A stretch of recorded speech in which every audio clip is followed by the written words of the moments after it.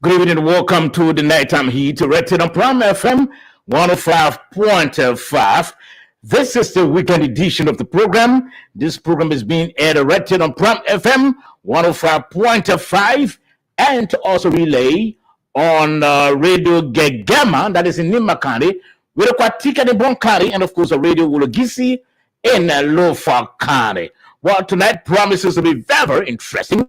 We got lots of, topics. They are all about area, I'm going to talk about. My panelists come in. I understand Moses is already around. Since true, I'm sure. George Kennedy, is on his way. Edwin Famula also on his way, and of course, we're going to have a very good discussion for now. We got five major topics that we'll be talking about. Every day, something is making news in that area. We just heard about the passage of the national budget at 1.2 billion. We'll talk about that tonight. And of course, not only the budget, the controversial rental deal has already been passed as well. Total Energies, Ivan Hawk, that is HPX. Can you imagine that they all been passed by the House of Representatives? We'll talk about that. MCC reaffirms Liberia for a second compact. What is it? What is it? What we hear from the Minister of Finance to tell us basically what does it mean for Liberia? He's been making this meeting the MCC delegation in Liberia, out of Liberia. He's the face now. So he's been doing extremely well, and today Liberia has been reaffirmed. The MC has reaffirmed to Liberia for the second impact. We'll talk compact. We'll talk about that as well. But fire got at a pressure group that stands headquarters. I don't know how did it happen. Got mobile model.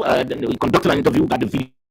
We played that video, and of course, Lena, that's the Liberia News Agency employee stage protest. What's happening at the Liberia National Liberia News Agency? What's happening there? We'll talk about that. I will try to connect with the director of Lena. We hope to connect with him, and of course, I'm sure you're quite aware that the debate about the construction of the up to now, government has not said anything. Although we heard from some government spokespeople, they said, well, the project was for MRU, but MRU pushed back on the government and said, no, we are not aware. And lots of explanations, not just one, not factual. What are we talking about that today? What does it mean for our image?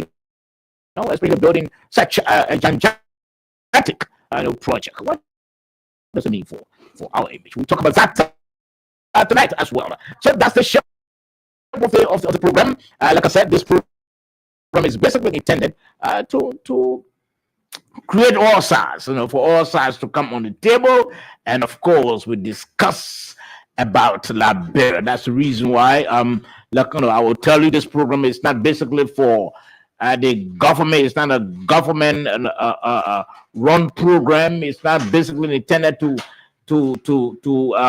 celebrate the government, but also it's not intended to beat on the government. No, when the government does something good, we're going to celebrate the government. We're going to clap for the government. But if the government slip, we're going to hit on the government's head and beat on the government. So that's the essence of this program. Likewise, the opposition bloc.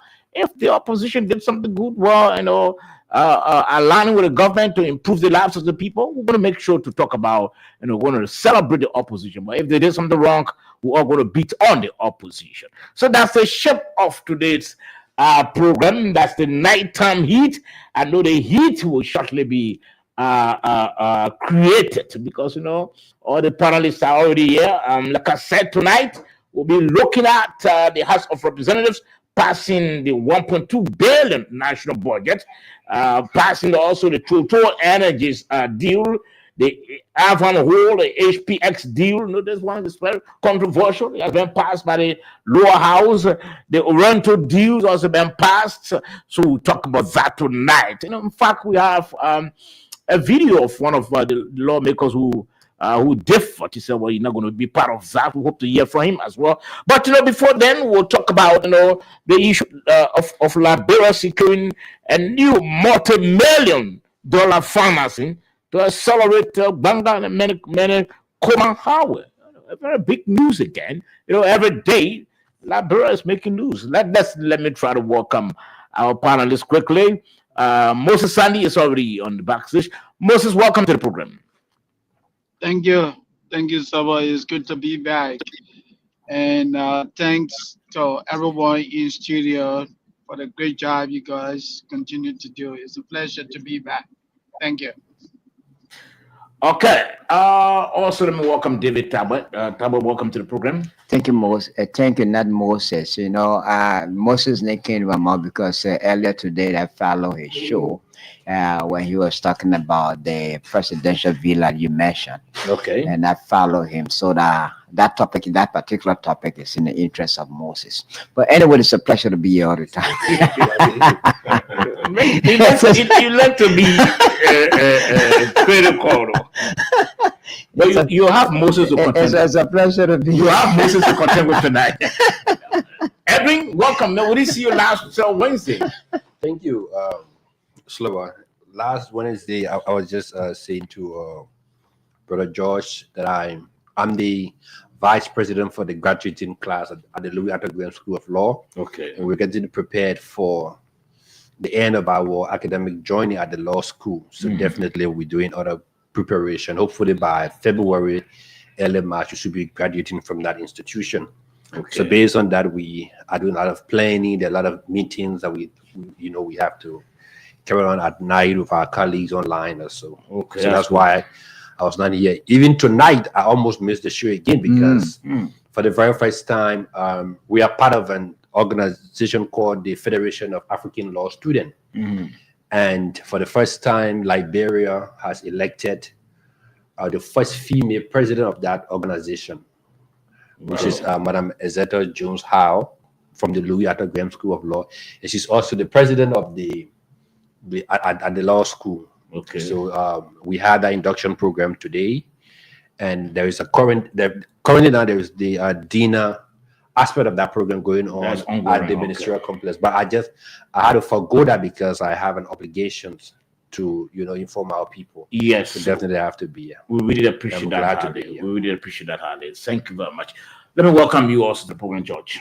I will have swapped the time with you to represent you, and because you were here the other time I was here, I would have gone there. You come to well, thank you, Sabad. I'm happy to be here, and I'm hoping that we have a very good show as usual. I want to say thank you to our technicians, our many listeners. So that I pray that everything will be okay. They will follow us properly to ensure that they share the show, so everyone can have the opportunity to either watch it or listen to us. Okay. Well, let me thank all of you, including the producers, for coming tonight.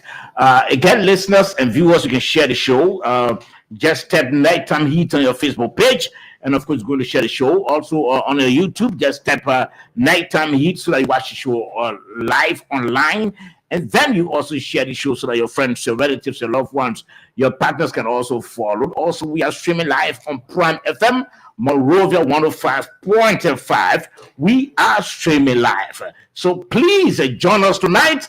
And of course, let's talk about Mama Liberia. Gentlemen, let me hear from each of you. Moses, what is trending on your mind? What was it on your mind before you came to the show tonight? Thank you. Thank you so for putting me on the spot. Something rather stood out to me today. The double standard, the inconsistency of our criminal justice system. I woke up this morning, I saw a video that emanated from Liberia. I think one of the eminent musicians that goes by the alias Bucky Raw.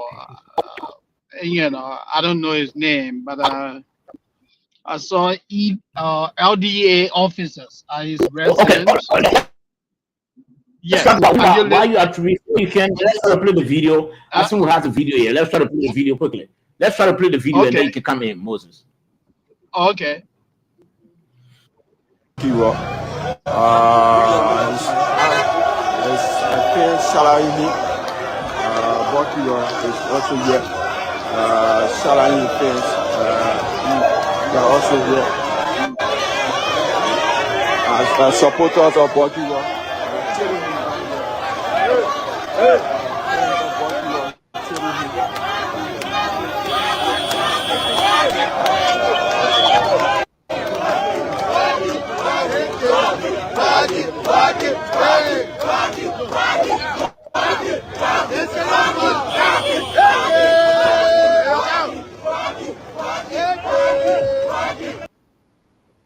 This country is very interesting. Very, very interesting. Moses, you can go ahead. Yeah, can you imagine that? Somebody Yeah, is you in know- the hands of the security and celebrating the man.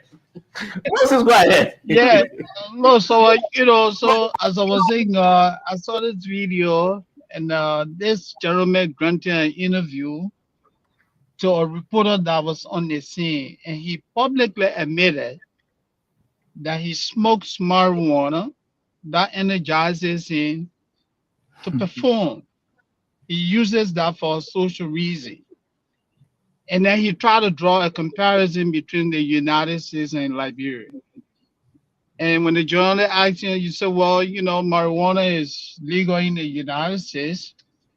So it means that he can also do likewise in Liberia. The journalist tried to educate him that, hey, these are two countries.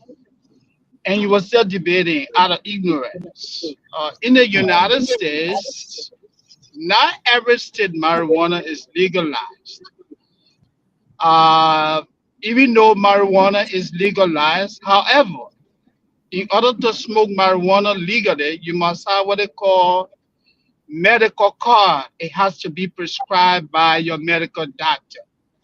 But he was speaking out of ignorance.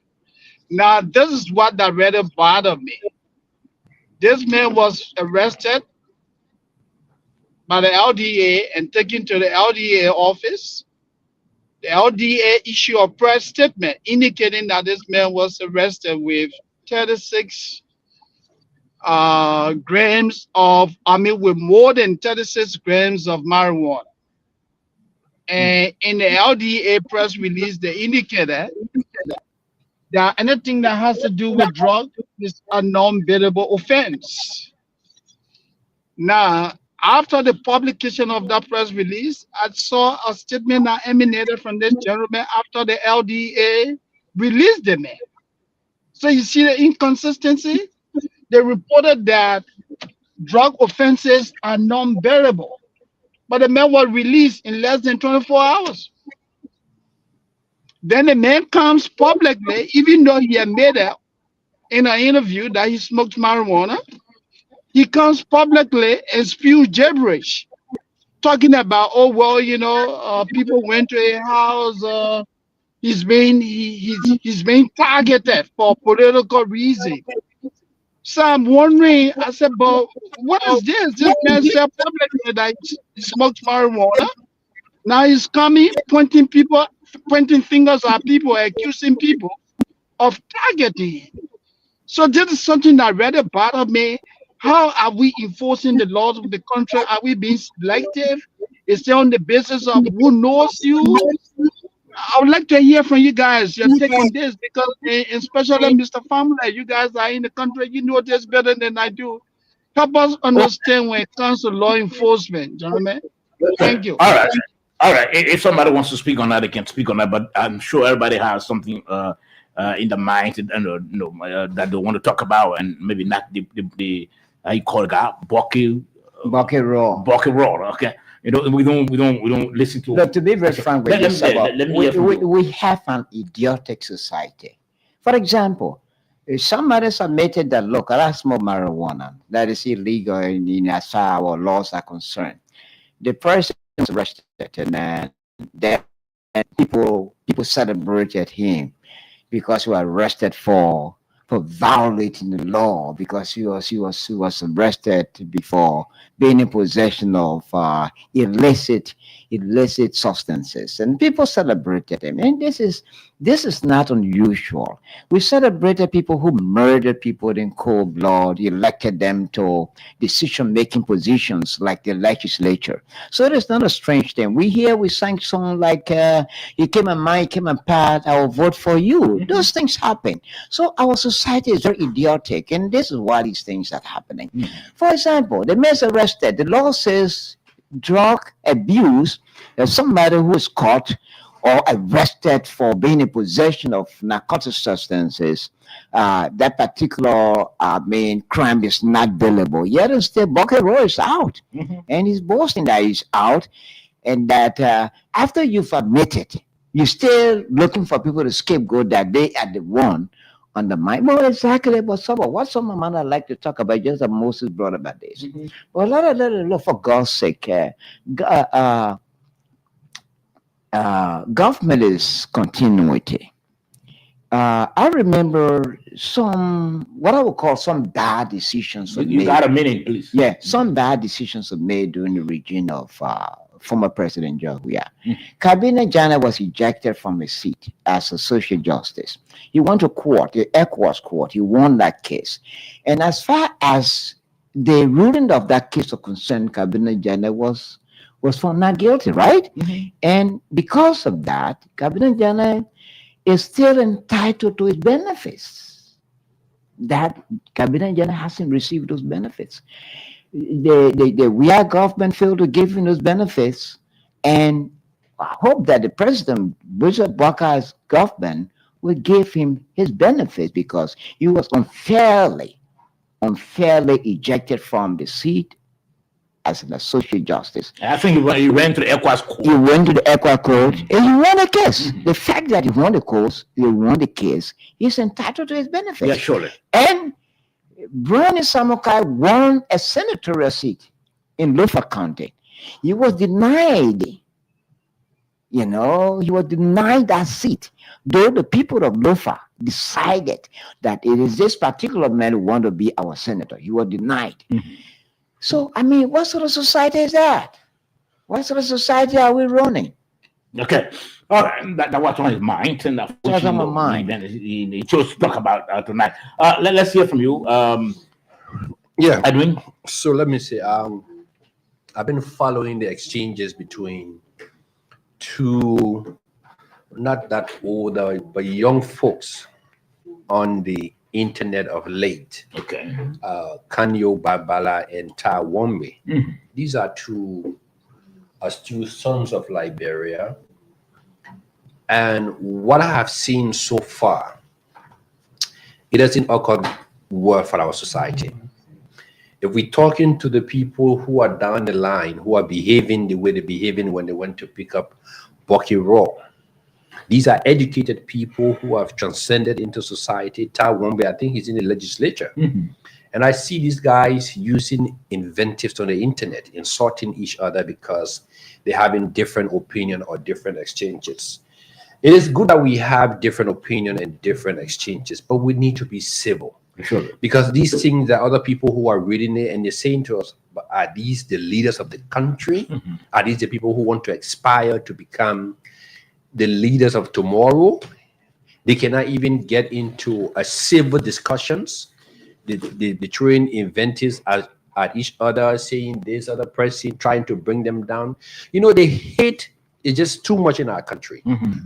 And we need to find a way to work around it, because I don't care what we do. We live in a very small society. Very small. I had an incident on yesterday and I had to go to the police station. My private vehicle, I gave it to a friend of mine to maintain it. He gave it to another guy and they've been pushing me around. So I got angry and went to the police station. When we got there, there was another guy who came with a guy who actually had my vehicle, who was, doing a repair. He asked me for my number. So this morning he called me. He said, Mr. Fambule, was your dad ever in Robert Sport? I said, yes, my dad was the superintendent of Grand Cape County. He said, guess what? He said, when I called your name to my father in the States, he said, your father is his uncle. Your late father was his uncle. And my father lived with your father in Robert Sport. Your father sent my father to school. And he called a guy named, he said, Tio Massaquoi. And I said to myself, you see how small the country is? Yeah, sure. I've never met this guy before, nowhere. We just went into a police case. He came with a guy who has my property. And then we just, out of a sudden, he just started bringing the family relationship. In fact, started calling people that I know personally as my family. So that's how small this country is. And then we get bitter. We start to insult each other. And then tomorrow, we want to go and, mingle among ourselves. And then people who we consider down the line are now looking up to us. But look at these people. So we need to find a way to. Okay, so you think it's troubling the way One Way and Kanye are exchanging invectives on social media. Let us hear from you, Edwin. What's on your mind? We have to go into our discussions. Kennedy, brother. I'm really concerned about the burning of Stan's office in Congo Town. Please go close to the microphone. There was some information, and this is public. Mm-hmm. I really like to say this on the radio. From what we've gathered, from what we know, Mr. Mowa Molo needs to come out to say the truth about what happened to his office. Mm-hmm. To my knowledge, he owes the property owner more than 7K, and he's been refusing to pay it and pushing the people around. Our first incident that occurred, and this property owner reached out to us, and I reached out straight to the highest hierarchy of the police. And I told them that from what I'm gathering, the property was not safe. Before they could pay the property was burned down. You Kennedy told them? Yeah. Okay. Definitely. So I think the police is talking with the property owners. I just wanted people to know that the people trying to say that it's political, it's not political, it's completely. Okay, we'll talk about that. That's on our radar. We'll talk about that. But gentlemen, I think this program is basically it's also online, and so long you're online, you gotta be visualizing, and you gotta be on video. So I'm hoping that I was just ask my producer as to why all of us are not on video, and he was giving me the reason. So I think we need to, beginning Monday, we'll have to ensure that we got everybody on video here. If we'll have to get maybe another phone, we have to do it so that at least all of us can be on, because normally I watch the show every Saturday. I try by all means to watch it. Just put on the live screen and watch it. It can be very, very interesting when you're watching the show on the live screen. So hoping that all of us can be can be captured. So gentlemen, for me, I think my issue that is standing out, or that is outstanding to me, is the issue of it's a signing ceremony today, and that has to do with the with Liberia securing a new multi-million dollar financing to accelerate the Banga Medikoma road. I think that's totally outstanding for me. Yes, it's totally outstanding for me, and I think again we have to give it out to the leadership of this country, and also give it out for the the Minister of Finance. Is also doing extremely well, making sure to knock the doors of those international partners. Look, I tell people, yes, not everybody voted for the Unity Party government. It's at the same time, not everybody voted against the CDC. But if a government emerges and that government is doing well, let us celebrate the government. Let's not think that, because I didn't vote for the government, or like somebody said to me, by now you should be throwing missiles at the government, because you know what they did to you. You were nominated, and after a certain time you went through confirmation hearing. They deny you some people you know, and I know them, went to the president and lied and they denied you. So you should be throwing missiles. And I thought those people would come and give me that advice. I said, look, there's still the future. I'm not going to throw missiles because I'm not, I was, nominated and later on I was denied. I'm not going to throw missiles. It's not compulsory, in fact, for me to even serve in the government. The government is just 6 years. If the president or whoever still sees it necessary, so look, let's try to get someone, and give him. I will still take it, but I'm not going to throw missiles because of that. No.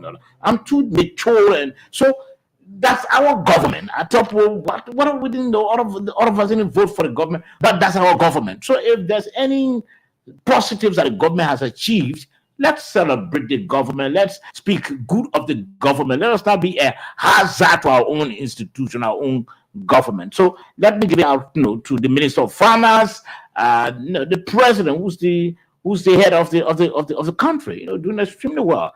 Tomorrow, when this highway is modernized, all of us going to benefit. We'll drive from here and for a few hours, and we'll reach to where we want to go. So let's say, hat off to the government and hat off to the Minister of Finance, who's the face of the government, making sure that negotiating on all these things with the partners and signing all those strategic documents. Now, gentlemen, let's try to go into our discussion quickly. The House of Representatives has passed. Moses. Yeah, good day. Now to take you off, I just want to make a little bit of correction regarding the statement that you made. You were not denied. Okay. You were recalled. Your nomination was recalled. No, it was not. Right? No, your nomination was recalled. Moses, let me correct you. I'm on ground. Okay. If it was recalled by right, I should have received a notification. A written notification. Thank you. We have a law school student who does something that will say. I should have received that, but unfortunately, that spilled milk now, it's behind me. It happened, and I didn't receive any written notification that it was recorded. The only thing I heard, or another individual was announced that, so I was denied. Actually, I was denied. But it's behind me now, so I'm not going to throw missiles at the government because of that. No. I still respect the government as our government. All of us voted. Everybody doesn't have to work in the government. And besides, being denied, it doesn't mean I will have to throw missiles at the government and castigate the government. But if the government did something well, like I said, this tonight, an issue that been on my mind, and I came on the program with is the issue of the signing ceremony today. For that road, let's give it out to the government. Let's congratulate the government for that signing. It go to and as the roads are done, it has its own ripple. It has its own benefits. Yeah. People drive the market, women able to take that produce from the farm and bring it to the market and all of that. The roads are good. So, but let's go into our discussion, Moses. Gentlemen, the House of Representatives last night, not in the day, passed the national budget at 1.2 billion. And besides the passage of the budget, they also passed the Total Energies, the HPX, the ones conversion HPX, and the Oriental deals as well. So, as we speak, there's nothing major now on the docket of the House of Representatives, and I don't think they got anything major on because these are all major instruments that they thought that they needed to sign so that the government can be capacitated to provide jobs and all of that. But let me hear from first David. Let me hear from you, Edwin. You've been in this whole oil and gas industry. You went to school, you learned, but there has been this debate. There are individuals who were pushing back on the signing of these major instruments on ground that like the rental, it doesn't have any good records of. Is it rental? Yes, the rental. Yes. It doesn't have any good records. In fact, not even in Liberia, but outside of Liberia. But the House of Representatives passed all these instruments. Let me get your takeaway. What I think for the past months, I think we've been involved with this debate, mainly for the oil and gas sector. And a couple of the legislators that are within the lower house and even in the Senate, many of them have spoken to some of us based on our understanding of the sector, and we give them our own honest opinion. Well, we may not get everything right, because we are a frontier country, meaning that we have had no history of commercial fine. The history of Oronto, yes, you can dive into it and say we made some mistake at that point in time, because at that time we're new into the sector. We didn't put any safeguards, in the sense that what Oronto did, it is not outside of the workings of the oil and gas sector. People frame in and frame out. I can come and take, I can lease a block from you and send it to George, and George can also flip it over to David. Those are things that happens in the sector, So with that, from my perspective, from somebody who has an education in this field, I don't see anything wrong. Now, like I said earlier, at the onset of this whole oil and gas sector, we were not too knowledgeable of the sector. But I think what has happened now, and I listened to the final hearing on the sector, a very good friend of mine, Honorable Williams from Maryland. In fact, he and I spoke for almost an hour. Anthony Williams. He's a very good friend of mine from school. And he was, one of the guys on the committee for the final hearing. And I gave him some insight. Look at this. These are some of the issues I think that we need to push forward. Now, people saying the technical capacity of Oronto. Let's put aside now whether they flip the block over, because now we have a safeguard in place. If they want to flip the block over, whatever money they make, we get 25% of that money. Whatever windfall profit that they make, we also get a percentage. So we've crossed that stage. Now, people are arguing on the technical capacity of Oronto. Now, what I said to him, that look, don't go for the technical capacity of Oronto. Go for their financial strength, because even the major oil companies like the Chevron, the Exxon Mobil, they don't do these drillings. They hire other companies that are just specialized in those things. But we only have interest in whether you have the money to hire company X to come and do the drilling for you. And then during the exploration period, if it's for 7 years, for 10 years, we make sure that if you have put it into that document that every 3 years you will drill a well, you stick to it. If you don't drill that well, in the 4th year, we call you and ask you. If you don't give us any genuine reason why you didn't drill the well, we have the right to take our block away from you and give it to another person, because our interest here is to drill, because if we don't drill, we don't find. And so they are taking all the risks. All that money that they're going to spend here, if they don't find anything, they pack that bag and go. Nobody pays them. So even if they come and spend $100 million here, once they don't find anything, they turn our acreage over to us, they pack that bag and go. So our interest here is for them to drill. So I think with that, many of them listen to us. It's understood that they will pay the signature fees before they can go, They have to pay, before they can do that drilling.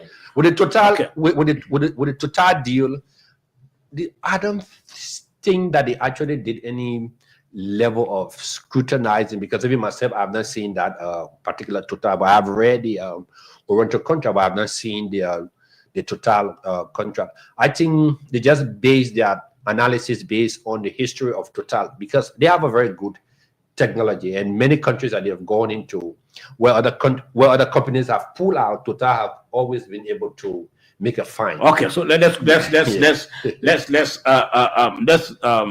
go further now. What's about the HPX? What, is it HPS or Ivan? Ivan. Yes. Well, I know the Ivango deal with certain conditions or so. Now, these instruments sometimes originate from the House of Representatives, and then after that, it will have to go to the Senate for concurrence. So even if they miss out on certain key portion of those instruments, when it gets to the Senate can look at it, scrutinize it before it's finally passed. And then from there now, it will have to go to the president for signature. But I think they're looking at the time frame that they have to work, because hopefully by next week, they should be going on break. And then when they come back, it's going to be in the new budget year. There will be a lot of other instruments before them or so.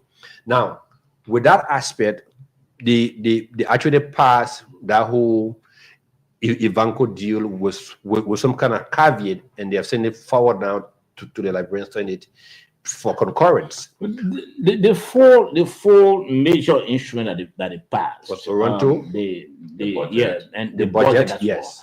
You think it was done in a 4G manner? I don't think so. There's been a lot of deliberations on those instruments, right? I don't think it was done in a 4G manner, because, like I said, there was a couple of hearings, from various institutions. Even with the Ivanko deal, there was, they invited the Ministry of Finance, the Ministry of Justice, and so forth, to give them basic, Okay, all right. Let's hold you there, George. Let's hear from you, Mr. Kennedy. Yes. Your takeaway from the signing of, the passage of the budget of Ivanhoe, of Total Energies, of Orento, four major documents passed in just a few hours. It wasn't there for a few hours. Okay. It's been there for months. All right. So they chose to pass these instruments Overnight. At this time, not you could. If you say overnight, it means that the Russian They hurriedly pass they it. already passed it, which is not the case. The budget went first. There was some issue with it. Send it back to the finance ministry to correct those issues. Those people work behind the scene. They chose to pass the budget today. They chose to pass these instruments today. No, not today. Yesterday. Last evening. Yesterday. Last And evening. that day, yesterday, was a session day. The last legislature out there, they used to start 10 o'clock up to, but this time I think it's 2 o'clock up, so they could stay there because of the nature of the instruments before then. So you think 12 sufficient? o'clock in the morning. You think sufficient public hearings were conducted, sufficient due diligence were conducted before passing those four major instruments? Sure, I think we've been reading in the media some of the issues that have been raised by some lawmakers on these issues. If those lawmakers has now raised those issues on the floor, nobody was going to know. So you wouldn't agree with So- any argument that that the passage of the budget and It's 4G. rent is 4G? No, Okay. no. All right, let me hold you No. there. Dave, let me. What I do know is that it's a 1.8 billion deal. Okay. 1.8 billion deal. And then, look, I'm not an expert in this area, and to admit, I'm not much knowledgeable when it comes to the issue of this kind of You mean the HBS? the HPS, the Ivanhoe. Mhm. But as far as I'm concerned, the lawmakers took a lot of time in terms of scrutinizing these deals before passing them into law. Yeah, most especially the House of Representatives. If it were not in the interest of the Liberian people or Liberia, I don't think they would have passed it, because after all, during the discussions, the Liberian people were following. Mhm. And the Liberian people that they represent at that legislature expected then that, they would have come.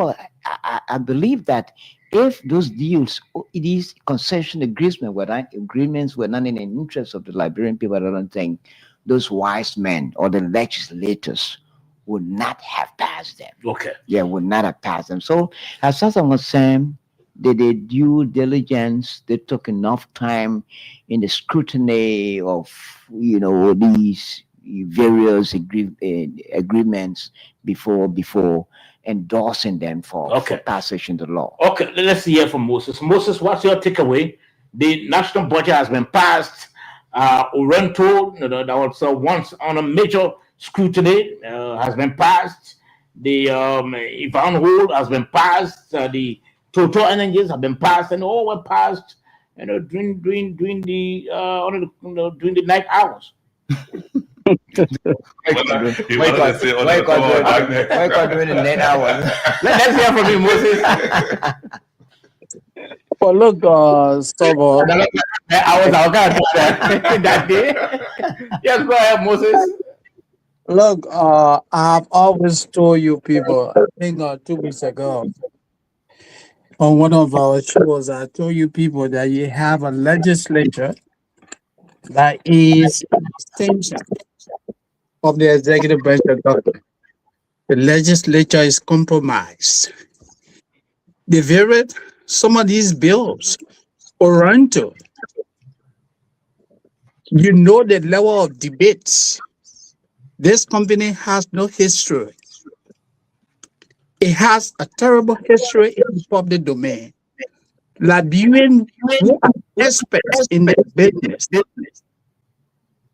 have all questioned this conception, this bill that was introduced, and they advised the government. It was even reported in the media that money changed hands. And that bill was passed with ease. Why you think Musa Belete voted against the national budget? And they said there was no due diligence. It was an overnight process. It was done hastily. My brother George Kennedy, he called it legislation. You call what? Most of our lawmakers, they do not read. They do not even know the content of bills that they pass. They just tag on. So this is an extension. Look, going to the Senate is going to concur because the legislature is compromised. That's the legislature that we have. Gentlemen, that's the truth of it. You may like it or not. I told you before that you have a compromised legislature. These bills will go to the Senate will concur. That's not waste of time. Okay, all right, okay. You want to come in? Yeah, 1 minute, no, we can talk just like that. Yeah, George Kennedy, let's hear you. So sometimes when we want to set an example on the United States, sometimes we are too advanced, but they came from the same society, the way we look and the move up there. The same thing that happening here, and it is still happening there modern day. Which bill has President Trump sent to the House of Representatives in the United States that was ever rejected, or the Senate that were ever rejected? So we'll also say that our group is compromised. I don't like when something happens, we just try to degrade our people. This legislature is not a perfect legislature. When they go wrong, we bash at them. But the bill that was passed, these things were discussed, that today Musa Belete got credibility, that because he didn't vote for this bill, so it means that, I mean, it's not correct, or how to call it, the former Speaker Kofa. How many of the lawmakers have voted against this bill? I think 38, is it 38? So you need to look at the number and see. That's the horse of numbers. You need to lobby against a particular instrument. So you don't agree with Moses that the House is compromised? Yeah, I don't agree with that. Yes, 38 against 2. 38 voted in favor, 2 voted against. Okay. Yes. So let me see this. One thing we need to understand how the legislature works. The House of Representatives on Thursday, December 11th. No, it's not here. No, are you? It's from me? Yeah. Oh, wow, sorry. The legislature work in committees, right? So when these key instruments go to the legislature, they are sent in committee room for deliberation, because you can't take a financial instrument and just put it on the floor for everybody to sit there and debate. No. So you have Ways, Means, and Finance, who takes the budget, go and look at it, scrutinize it, invite the relevant authority, ask some land questions, jot those points, and then they come back to plenary and present the document and say, look, these are the things that we saw. This is what we said. These are the people that we've spoken with, and this is their response. You have also a committee on hydrocarbon, on energy. That's the one that I said, my friend Anthony Williams. Yes, and then there's a guy who always coming on the show here was one lawmaker that you always Sumo Moloba. Yes, he also part of that committee, and I was surprised when they met with the folks from NOCA, LPRA, and the Ministry of Justice. I was highly impressed. Some of the questions they were asking. So they scrutinized these instruments, and at the end of the day, they reported to plenary, and plenary decided to look, gentlemen, I think it's time for us to vote on these instruments to pass it. So for me, I didn't see where we're talking about compromise. Okay. People are doing their job. All right, Dave, let's hear from you. Okay. Mr. Family and Kennedy have said it all. Look, we don't have to always cast aspersion on our legislators. Anytime they pass, an instrument, somebody thinks they are compromised. I know that they're not angels. They're not angels. But my best bet is that, look, they had a lot of time in scrutinizing these instruments. And if they didn't find any sense in it, if these agreements were not beneficial to the Liberian people, I don't think they would have passed. And no matter, I don't think those lawmakers, they're stupid enough to accept just anything because they gave him money. They have their reputation to protect. They have their future, their political careers to protect. Why? It is true that we know that sometimes those things happen. But I don't believe that it's in this case that they've been compromised. Okay, Moses, want to come in because we have to transition. They take enough time in scrutinizing those things. Okay. Let me just say something. I'm hearing echo in the background. So what we're saying here is my statement is not in any way intended to cast aspersion or to bring the integrity of the House of Representatives into public disrepute.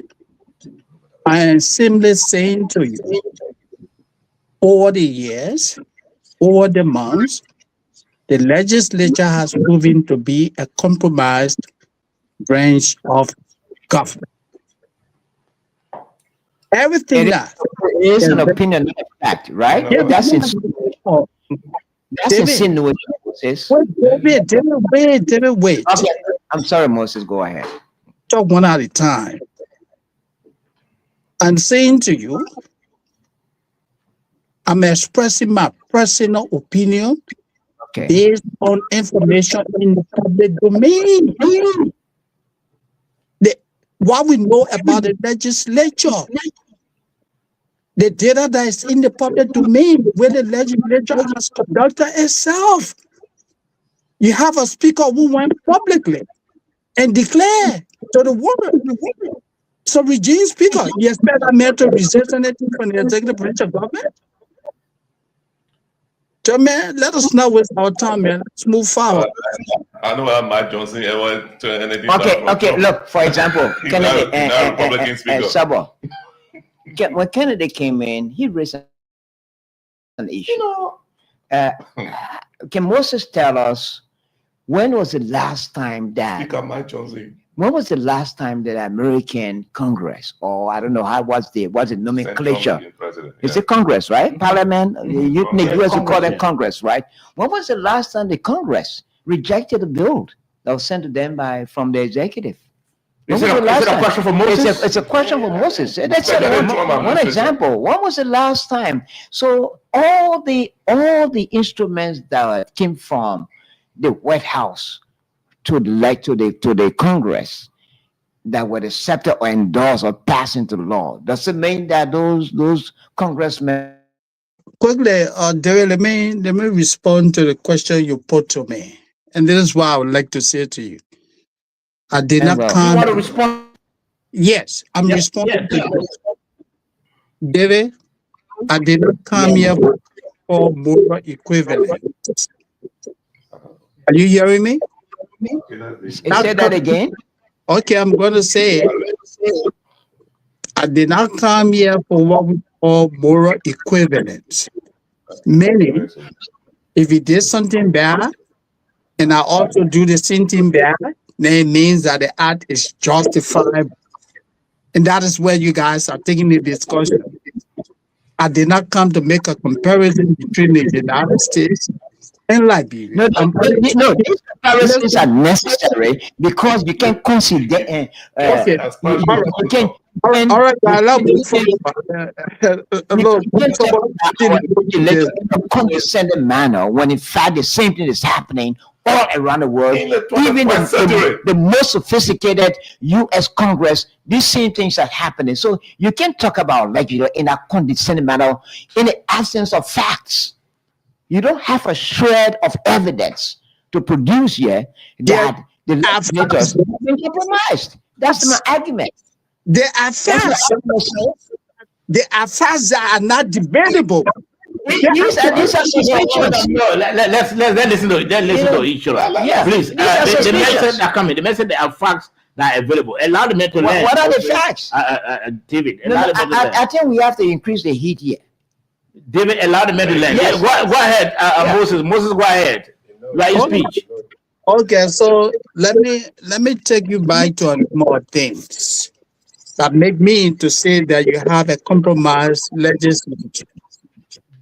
You have a leadership of the House of Representatives that came to the leadership through an unusual means.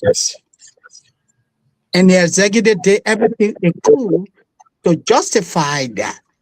Those people took actions that were considered illegal, and they came and made their own law. Say, hey, everything that we do are now considered what? Legal. Has anyone challenged that? You have people go to the Senate. They lie on an oath, and the Senate confirms them. Doesn't that make the legislature compromise? Doesn't that make the Senate compromise? Moses, We agree with your opinion, Yeah, Moses. General, we'll have the transition. You see, what makes the defense weak? The very weak. They mess sad instances. No, what the instances? Why you call instance? Why Why? the instances? Why? Mr. Sandy cited. Go ahead. No, let me tell you something. How do you counter? The man is telling you that there are instances where people didn't perform well at the Senate and they confirmed them. I could go. The man is also telling you that a speaker came out and said he's a regime speaker. Do you expect him to reject the bills coming from the executive? That's a bad argument. Yeah, but So it's very lazy. what makes Lazy the argument that he bringing here. Go ahead. Where he lives in the United, you know why we can go to the United States? Mhm. It's the father of democracy, modern democracy, 21st century. He got complete dictator as president who decides whatever he wants to do. Goes against the laws and deploy military troops until judges ruling against him, he's still going ahead doing what he does. He doesn't complain about that. But one police officer does wrong here. That story for Mr. Sandy. But I want to tell him today, Speaker Mike Johnson, he's the Republican speaker. The Republican Party elected him. In the American system, when you got majority, you rule. Through the involvement of Trump. Please, the man is speaking, Edwin. The majority leader in the Senate is a Republican. Is also a Republican. So he's a regime So speaker. he's a regime Speaker. a pro tem, what we call pro tem here. They Yeah. call it majority leader. So the speaker there is a regime speaker. In fact, he can stand on the public podium with all the international why he said what President Trump wanted is what we will give We're him. done. So is that now a regime So speaker? you, because we are black and in a very poor country, you come and try to disgrace your own people Yeah. on public radio. Is that why you? Is Yes. that is that why? Is that why you? Why you Yes, censoring that is what- yes, that yes. Moses has Yeah, lost? that- Moses, okay, the then- Republican speaker was removed from power. 1 He minute. was removed from power before Mike Johnson could come. The people removed the speaker. They put another Republican there, only because he said that person was not performing. So here, when you remove a speaker, it's a crime that never forgetting about that. All right. Edwin, quickly, we have to transition. During the election of Speaker Mike Johnson, I followed that process. There were Republicans who disagreed for electing Mike Johnson. In fact, they were neutral. Do you know who got that tie vote caught? It was President Trump. He had a personally pick up you guys are struggling to count on no. He was getting fired. You know that Speaker Mike Johnson. I'm struggling to count on you. No, we're not struggling. No, You know that there was somebody for almost 40 days. No. And Speaker Mike Johnson refused to convene Congress. He said until President Trump gave him the authority to do so, they had the government shut down for almost 40 days. The first time in the history of the United States. So why are you coming here to talk? Okay. That Moses speak. Moses, just a minute. No, somebody you want that to avoid transition. And we're about to transition. If Moses says anything, we may likely want to also put up a defense. Listen, That's how people, man. Mr. Tabe, you, Edwin and Kennedy are sharing the same views. Let Moses speak quickly. 1 minute, Moses, so we can transition. Moses? Yeah. Yeah. So let me say this again. Let me simplify the phrase moral equivalence. And Mr. Tagbe, this is the message I'm trying to convey. Somebody has to go mute because there's echo in the background. This is the message that I'd like to convey to you guys in the studio. Are you in your right frame of mind insinuating? Somebody is all smart. Nobody the man speaking. What you have before the man? You're right. My man, please let a man speak. Yeah, we all are. of you guys spoke. No. Let a man speak. Go ahead, Moses. So are you? Let me reiterate what I said. In your right frame of mind insinuating that two wrongs equal one right? That what you insinuating here on the show? For the fact that you claim that this happened in the United States, does that make it right? Only America. You will not see. Why won't I? And let me help you guys understand something here. In the United States, yes, we have structures, we have systems, we have check and balances, which you don't have in Liberia. So let us not. I did not come here for moral equivalence. So the check and balance system you All have right. is why back and supply us more. All right, gentlemen. We don't have check and balance. Let's When transition. we're doing wrong. No, let's transition. The man said he didn't come for moral equivalence because it happened there, so it should happen here. No, the man said he didn't come for that. To do competitive All right, analysis. so gentlemen, we have to transition. I think you spoke yours, and the man spoke his. Dave, I think I see you trying to join the other to struggle to counter Moses. No, the word struggle. Moses wrong capacity. No. There are three guys fighting the man. No. The word struggle, we're not struggling. We're providing facts. Let's start to listen to the Minister of Finance. The MCC has reaffirmed Liberia for a second compact. And like I said earlier, normally when these things happen, when the news come out, let's celebrate the government. Yes, not everyone voted for the government, but the fact that the government is in office, it is our government, a government by the people, for the people, and for all of us. So let's try to celebrate. But let's listen to the Minister of Finance. I'm sure I conducted this interview after the affirmation, the reaffirmation. Let's listen to him quickly, and then we can come back. An MCC compact mean for Liberia? What does it mean in one general, maybe in local approach? Well, right, in this office, probably this electricity we're benefiting from is from the Mankofe hydroelectric dam. When Liberia won the first compact in 2015, The MCC, the American government, granted Liberia. I say granted, meaning it was not loan, about 257 billion United States dollars in grant, and that went largely towards the rehabilitation of the Mount Coffee. We have done some things in terms of energy access, but our energy access remains a little low.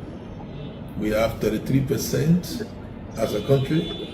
The government of President Barkai has concluded something called the Liberia Energy Compact.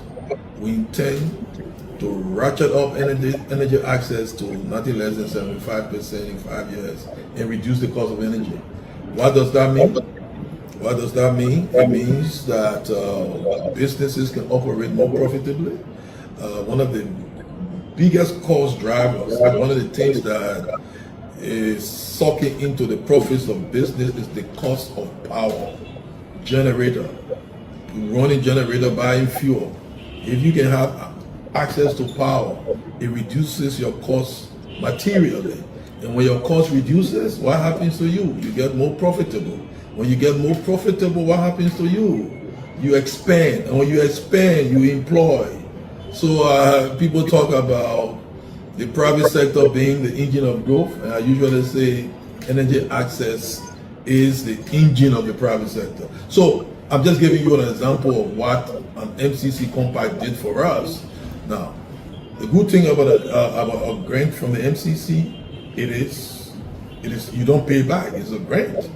Unlike most of the World Bank funding, African Development Bank funding, most of the funding we get from those multilateral development banks, they are loans. We pay back. A long period, sometimes 40 years, low interest rate, we pay back. Like I was telling you about the debt service obligation we have in the budget. We have about $25 million to pay back bank debt for next year, more than $5 million obligation for next year, and other creditors. But this one is going to be loan. But the good thing is that what is good for Liberia is that the funding we will get will most likely go to energy or road infrastructure or port infrastructure, because when the MCC team came here, we discussed what is called the constraints to growth.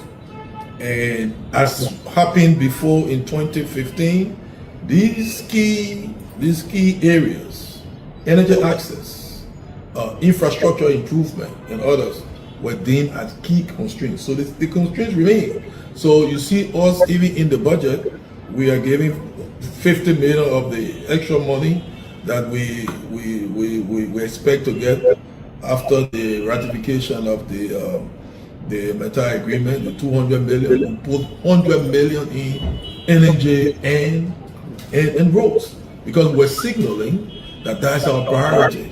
We want to be able to crowd in, money or investment in these two critical sectors, because they have the biggest potential to open the economy. See what is happening with the road access to Zwedru, to Happo. See what is happening for farmers. See what has happened to food prices. Inflation has dropped. The last month, inflation was less than 5%. It is driven by access. MTA buses can move from here to Happo, to Lofa. Even in rainy season, it happens. Prices are getting lower. So all these things interlock, they converge for progress. But when these things are happening, people don't understand the reason. So the MCC funds, when we get the funds, will most likely go to these priorities. And they go. Okay, so gentlemen, we listen to the Minister of Finance. When the funds come, whether it's 3 million or 250 million or 500 million, they will go to some priorities I made a reference to. What was your takeaway about this whole MCC reaffirmation of Liberia for a second compact? Edwin, let's begin. Well, I think the minister actually spoke well about this whole compact, and he's right, because I've been around the LEC for close to 10 years now. The first compact, significant portion of that money went to the rehabilitation of Ban Coffee and also the extension of our grain network. Bulk of the money went there. And also a couple of it went towards roads, right? When the MCC team came to Liberia, yes, they had some interesting discussion with the folks at the LEC. I was there. And we're hoping that when this funding comes, we can invest more into the sector, because like you rightly said, no country in the world has ever developed in the absence of affordable electricity and accessibility of roads, because these are the two engines of growth. If you walk down Mecklin Street now, there are people still selling in the street. Do you know why? Because there's electricity in the street. So countries that have 24-hour economy is only possible because they have access to electricity. It is a security by itself. So we have to do everything possible to be able to keep the electricity on going forward if we want to enlarge and grow our economy. Ghana today that we're talking about, the MCC spent $1 billion in Ghana. They had two compact, 500 million first and the second, and today it is that compact money that was able to develop the Ghana energy sector as where it is today. And we're opportune because if we are hopeful to get $500 million plus the other 247 million that came, that's almost about close to $800 million. Then we close to the Ghanaian, almost, $1 billion. And the minister has a very good knowledge about how the international frameworks, organization work. He works at the AFDB Bank. He was in Uganda. He came back to Liberia, and like he said, the money that coming from these from the compact, that's grant. That's the money that you have to pay back. Sure. Unlike you going for donor funding to the World Bank, and then you have to pay back or so. We still have huge deficit when it comes to generation. And that's one of the things that we need to actually work on. We need to have a lot of potential of getting cheaper energy from hydro sources because we have a lot of rivers running through our borders.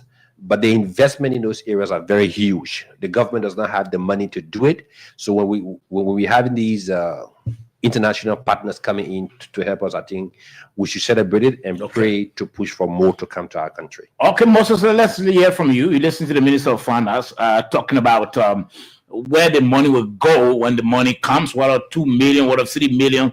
What are 350 million? What are 500 million or more than that? What's your takeaway, Moses? Let's hear from you. Well, if the money comes, the timing will be very good because right now we are challenged as a country. Like the minister said, the money will be a grant, means that we don't have to pay back. So as a government, if we can sit back and really identify areas of needs, the education sector, health, road construction, and invest the money in those key areas, that would be helpful. I know the MCC will set up an office in the country to help manage that money. But if we can identify what we need to undertake as a country, and that happens, it will be good for the country. Because it's free money, and we should use that money wisely. Yeah. Okay. All right. Thank you, Moses. I think you made your point on that. Josh Kennedy, let's hear from you. You listen to the Minister of Finance talking about the MCC money when it comes. One thing he said, and I really, I'm impressed with that we don't have to pay back. Money that we get from other institutions, international institutions, we always pay back because they are loan. But this one we don't have to pay back. But what your own analysis from what the minister said? The first thing I would like to clarify here is that we're not looking for new areas to spend this money. MCC already we passed there as a country. We agree on energy. We agree on roads, infrastructure. The minister named both before going to health, education. Those institutions are in line. So when the money comes, the first priority is energy, the second priority is road. And, that's how it's done. If they are to spread across. So the minister, as I always said about him, he's always on top of his game when it comes to his area. This is his field. This is where he performs better. He in the economic area and also in the diplomatic area. And, as a former foreign minister, he knows the diplomatic language. When it comes to the issue of the economy, he understands the language. And he knows how to play those games. He knows how to position himself and his country. This is a man who led our country through debt waiver of around $4.9 billion. And when during the HIPC process and during the global financial crisis. That was former President Obama's time when they started that struggle. And Minister Kafwan knows how to manage the economy of this type of country, struggling economies. And even the budget, I'm not even worried about it because some people say that'll be shortfall. I just laugh. That won't be on Minister Kafwan.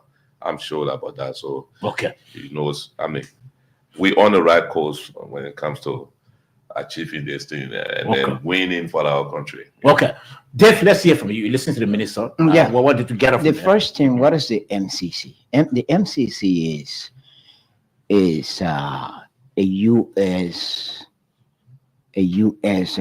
What they call it is a U.S. foreign aid agency. Foreign agency, and before you get that foreign aid or before you get that aid, you must meet the criteria set by the U.S. government. And to some extent, this government has demonstrated the commitment, the unwavering commitment of fiscal discipline, good governance, accountability. So fight against corruption. Punishing people who are suspected of robbing the country of needed resources. I mean, that is to tell you that. You see, the government has done much to in rule of law? Rule of law, to some extent, yes, of course, there are still challenges, but the government has shown some level of commitment in terms of making sure that, look, the Liberian people's lives are improved because of the policies. Policies and measures taken, actionable measures taken by the government in terms of improving the lives of the Liberian people and making sure that, the issue of good governance, fiscal discipline, transparency in whatever you do.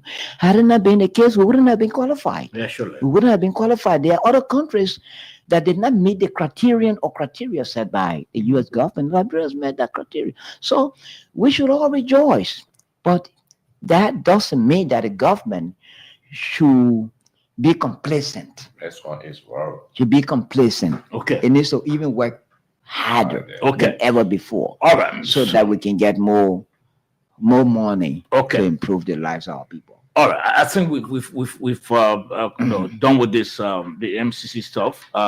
We all are waiting to hear basically what's going to come out, especially the figure. We want to hear the figure. The last time Ellen Johnson Sirleaf government raised, I think, about 247 million, right? No, yeah, for 5 years.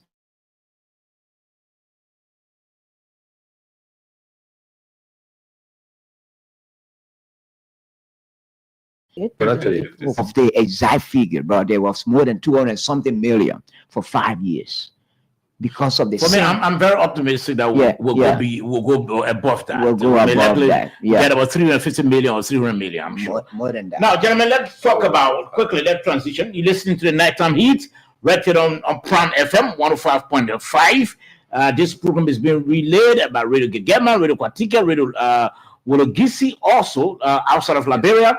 We are streaming live on on our Facebook page. That's the Nighttime Heat Facebook page, and also streaming live on our YouTube channel. That's the Nighttime Heat YouTube channel. We are also streaming live on Prom FM Monrovia 105.5. Gentlemen, we woke up yesterday, I'm sure yesterday, to the news about the burning off the headquarters of Stand, a local pressure group, headed by Molba Molu. But I want us to listen to Molba Molu first. We got some video. He conducted an interview, granted an interview. Let's hear what he had to say, and then we can speak to that. Media is quite unfortunate. We are seeing the Stand office in this kind of position. How did you get the information and what happened? Well, first of all, it is unfortunate that a civil society organizational office will be firebombed by individuals we believe are linked and are working for the government of the Republic of Nigeria. We believe they was clearly orchestrated to silence civil society and to also undermine, if not jeopardize entirely, the December 17 lead or leave protest, which in my view is a failed attempt. They have been trying to burn down these premises for days. You are aware, before the July 17 protest invaded our premises and we made it public. My vehicle was attacked at the intersection of Dupont Road, and at another instance, I was attacked at Kingsway Fire. All these tragic incidences were made public through the media. And today, our headquarters has been firebombed. Not been the immediate intervention of the fire service department, it would have been entirely burned down. You can see the damage that was done to the facility. All of our computers, office, furniture burned down. So a few days ago, unidentified men wearing masks intruded Stand's premises and placed security guard in a compromised position and threatened to burn down the place by using incendiary materials. The security guard was beaten, he's right at the back. He was beaten, and I had to send to the hospital the next day.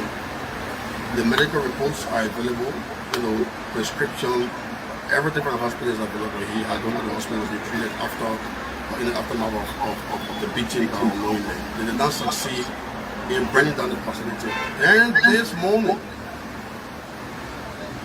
another group of unidentified men, mostly wearing masks, came again early morning hours, and I was alerted by the security on the premises.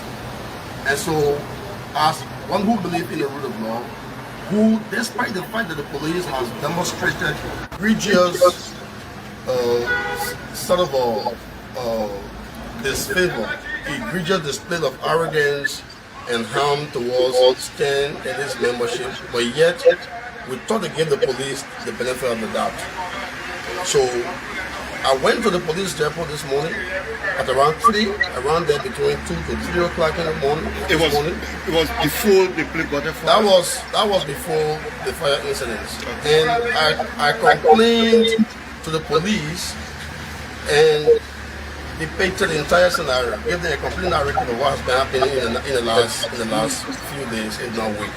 Along with the security guard that was beaten by these unidentified men, that the security guard claimed they had said they were from the state security apparatus. And he said, according to him, that he believed that they are NSA agents by the way they maneuvered. And the police recorded the complaint, created a case file. I have the case number, and I asked them to protect the facility. And then we left, went home, only to be called at the at morning hours around 5, anywhere from 5 to 5:30, 5:45, that our headquarters was on fire, sorry, and the fire service was trying to put up the fire.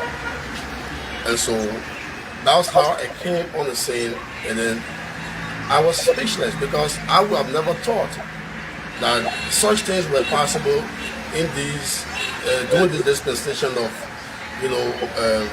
political processes that people. Okay, that's Molba Molu, former chair of the former ruling CDC. You listened to him. He said he explained about the fire incident, how it happened, and also linking people. He said the agents, of the government. So, but let's hear from you, Mr. No, not Benedictus. Moses Sandy. Sandy, let's hear from you. You listen to your good friend, I'm sure, Molba Molu, and he explained about. Are you sure Moses is a friend of Molba Molu? I don't doubt that. I said Moses can prove me wrong. Moses, are you a friend of Molba Molu? Let's hear from you. I did not even know Mr. Molba Molu. I have no connection with him. But before I start, I just want to use this opportunity to quickly say that I was a little bit disappointed when I heard Mr. Kennedy say that Mr. Molba need to be investigated.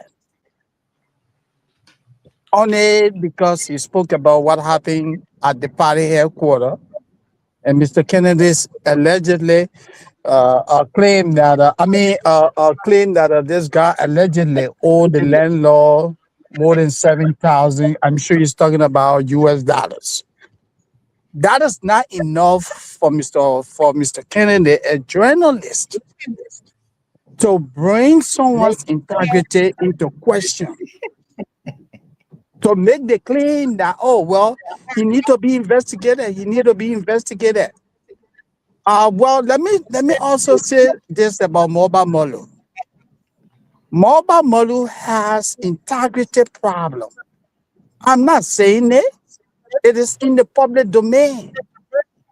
This man went to Ghana and went back to Liberia. He told the people, say he met our former president, Obama. That turned out to be falsehood. When he made the statement, the startling revelation about Mr. Weah, he came back and said that was liquor talk. So it means that he has integrity problem. However, whatever that he's talking about, we should not dismiss it. Let's give the police the opportunity, the fire service and the others, to do an in-depth investigation of what happened at our headquarters. Because the problem of, houses getting, the problem of fire, houses being gutted by fire is not unique to Stan. It is something that is becoming very, very pervasive in our country. So I think Mr. Kennedy was in the wrong for him to say that. Let me stop there. Okay, let's hear from you, Mr. David Tabet. Molba Molu is complaining about the fire incident at his coming at his head.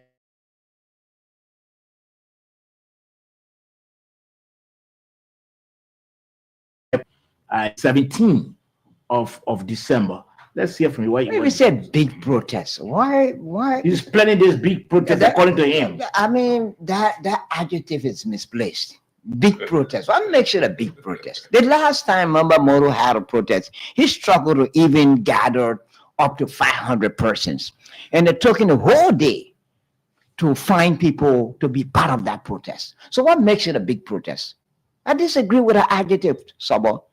The first thing is that, another thing when I heard I heard about the incident, and I heard what he said, almost like indirectly accusing the government of masterminding or being the mastermind of the fire incident. The question is, what makes Mama Moru a potential threat to the government? He's not. He's not a potential threat. He struggled in order to gather up to 500 persons. He took the whole day waiting for people to gather for that protest. So why would government want to, look, I'm not a spokesman of the government, but as Moses mentioned, let's look at the past. Mama Moru, does he have integrity? Should we believe he's let's leave the issue of his integrity. He's haunted. Let's leave the issue of his integrity. Many of us do not have integrity as well. Yeah. Let's leave the issue of integrity. I'm coming. He's complaining about a fire incident, a fire that gutted his headquarters, and he explained how it happened. He said, in fact, before he was in conversation with the police. He didn't expect that it would have happened the way it happened. Let's forget about his integrity. Mama Moru is planning what he calls his big protest at the time his headquarters. So the last time he planned it. So what? Let's discuss that. Integrity. It matters. You will never dismiss the issue of integrity. It matters a whole lot. This is a man who is quote unquote a civil society man. No, but we're not talking about integrity now. We are talking about the fire. We're talking about the fire incident. The claims he's making. Yeah, talk about the claims. We're not about his character. But Saba, if someone who lies to you today and also lied the next day and lied the other day, if they tell you something, so today, you are saying that the man claims doesn't hold water at all. The first thing, what I'm saying is that the first thing is that it's not a potential threat. Okay, in any way to the government. So why would government be a mastermind of the fire or erupted? So Slavo, Moluba Molu is not one person that I even like to dignify when we are discussing these issues. Moluba Molu, just few days ago, he was the chairman of the ruling CDC, and then today he's now this big civil society advocate. All of the excesses that he didn't see in the Uyas government at that time when he was serving as party chairman, he sees those excesses now. Granted, good for him. But I don't see why Brother Moses Sandy came, Brother Kennedy, for saying that Molu needs to be investigated. Molu is a person of interest. He has to be investigated. Why? Why?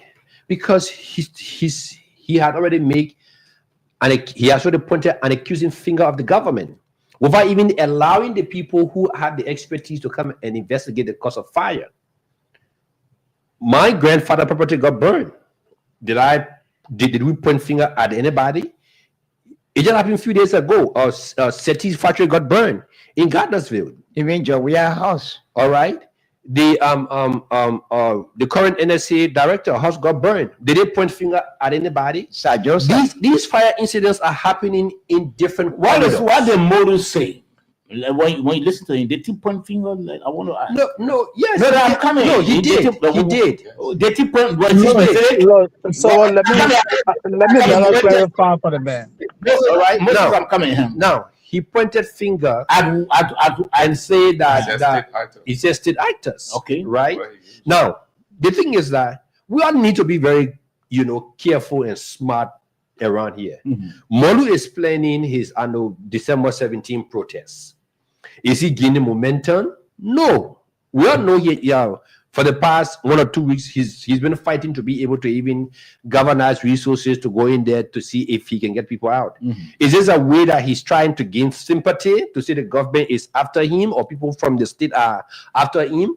Is it his own people that today he has turned his back against, where the people who made him, that he has turned his back against them? Are they the one going after him? So these are some of the things that so you don't believe that he needs to be investigated. Okay, let's hear from you, George. So Malu told the world a few weeks ago, Mr. Sandy, please listen, because me, I'm a journalist. Few weeks ago, some unknown people went in the yard, flogged his security, and burned certain thing in the house. He didn't go to the security. He didn't report it. He didn't report it.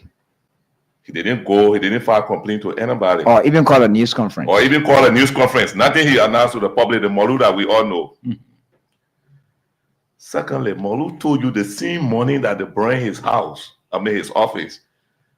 He heard about it. The security called him and he went to the office. Round by 3, they ran to the police. They filed a complaint to the police. They gave the case number to him. He left. He went home by 5:30, 5:45. Go in and say the place on fire. Yeah, house on fire. I'm not a lawyer, but sometimes reasoning can come.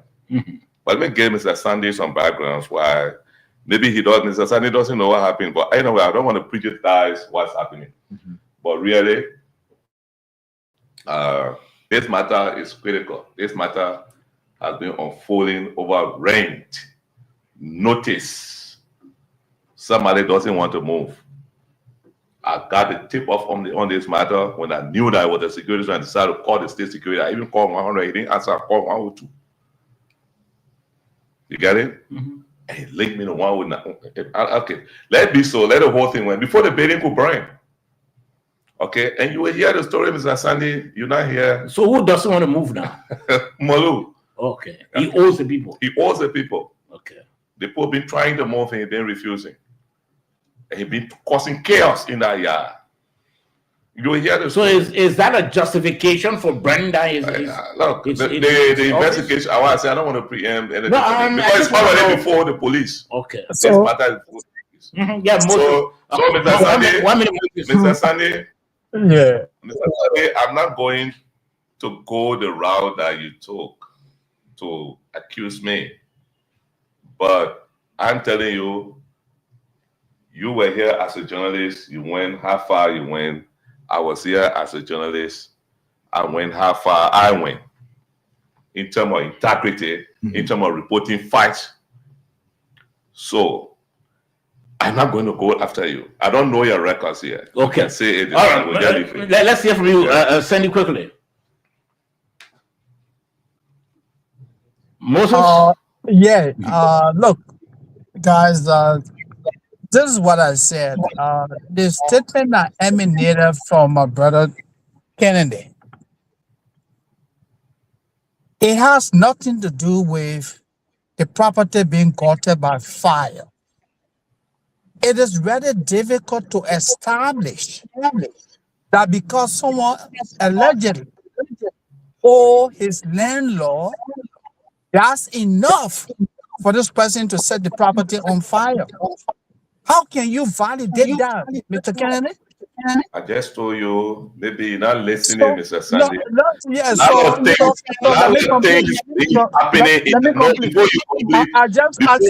I just asked a rhetorical question. Mr. Sandy, you're not here.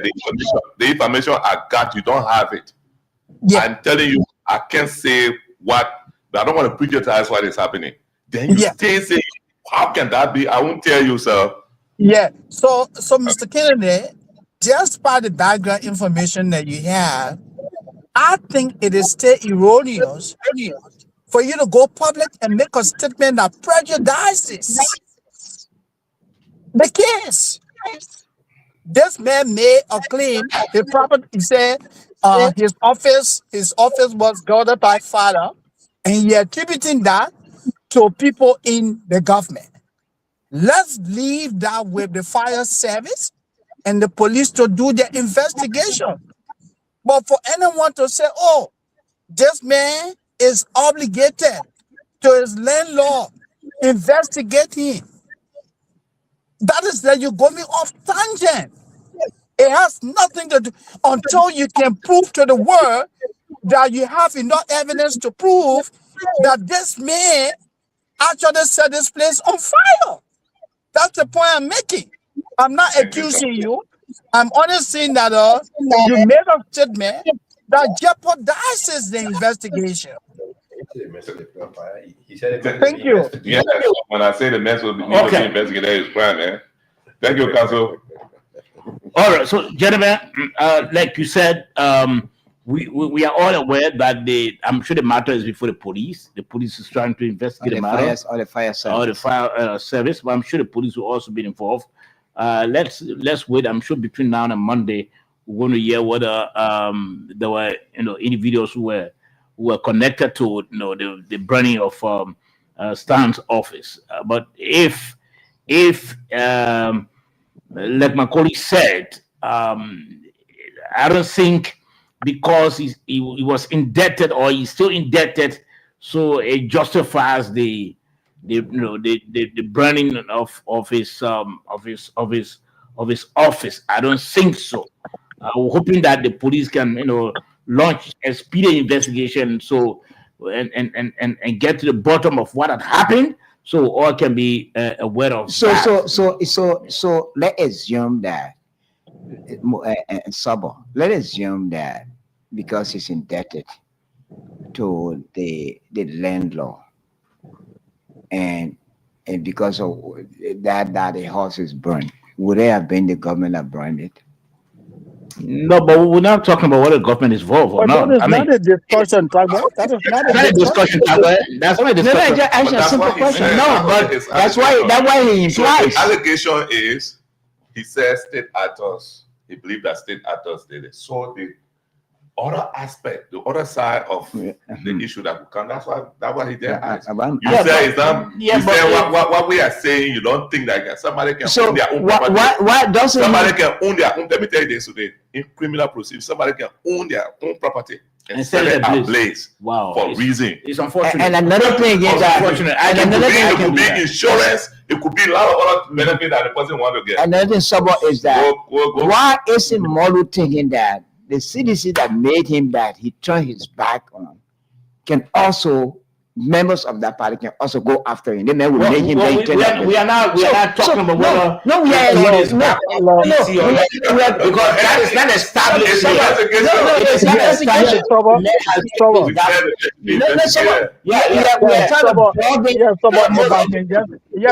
I can just say something. Look, Jeremy, we are a media entity. And when we speak, people listen. Let us start making statements that will make the investigation real difficult. The man made a claim. If he has the evidence, the police will be able to establish that this was the work of insiders of government. We look at from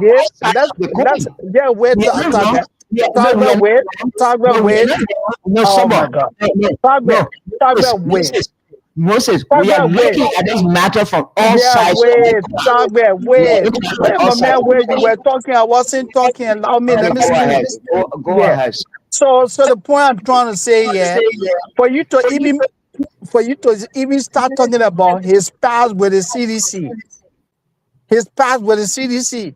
What made you think that people from the CDC could not have done this?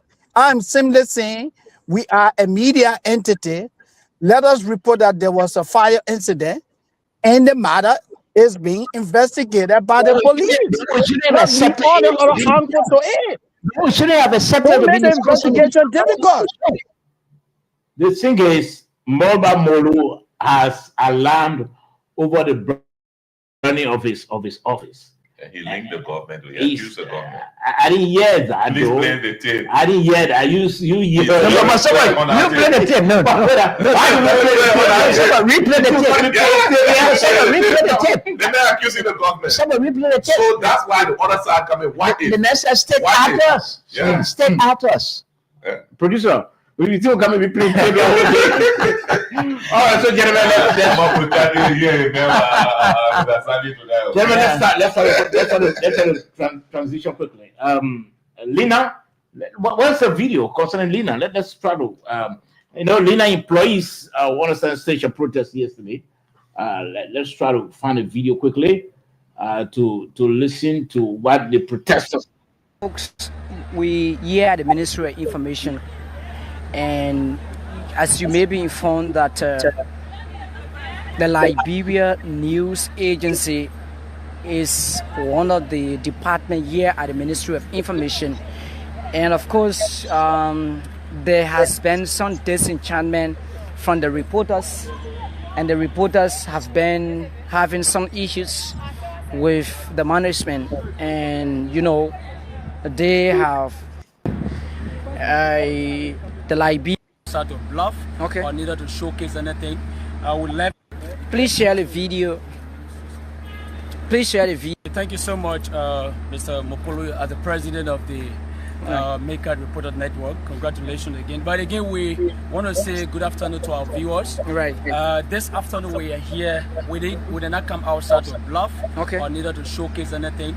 I would like you to come here because we believe that the Liberia News Agency is an institution that promotes government.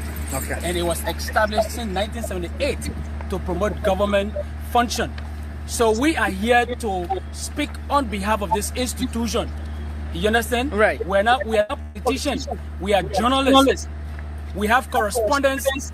We have correspondents across the country that are also in solidarity of this adventure. Okay. You understand? So we came out here to send signal to the world that the Liberian News Agency needs to be rescued under Minister Pia.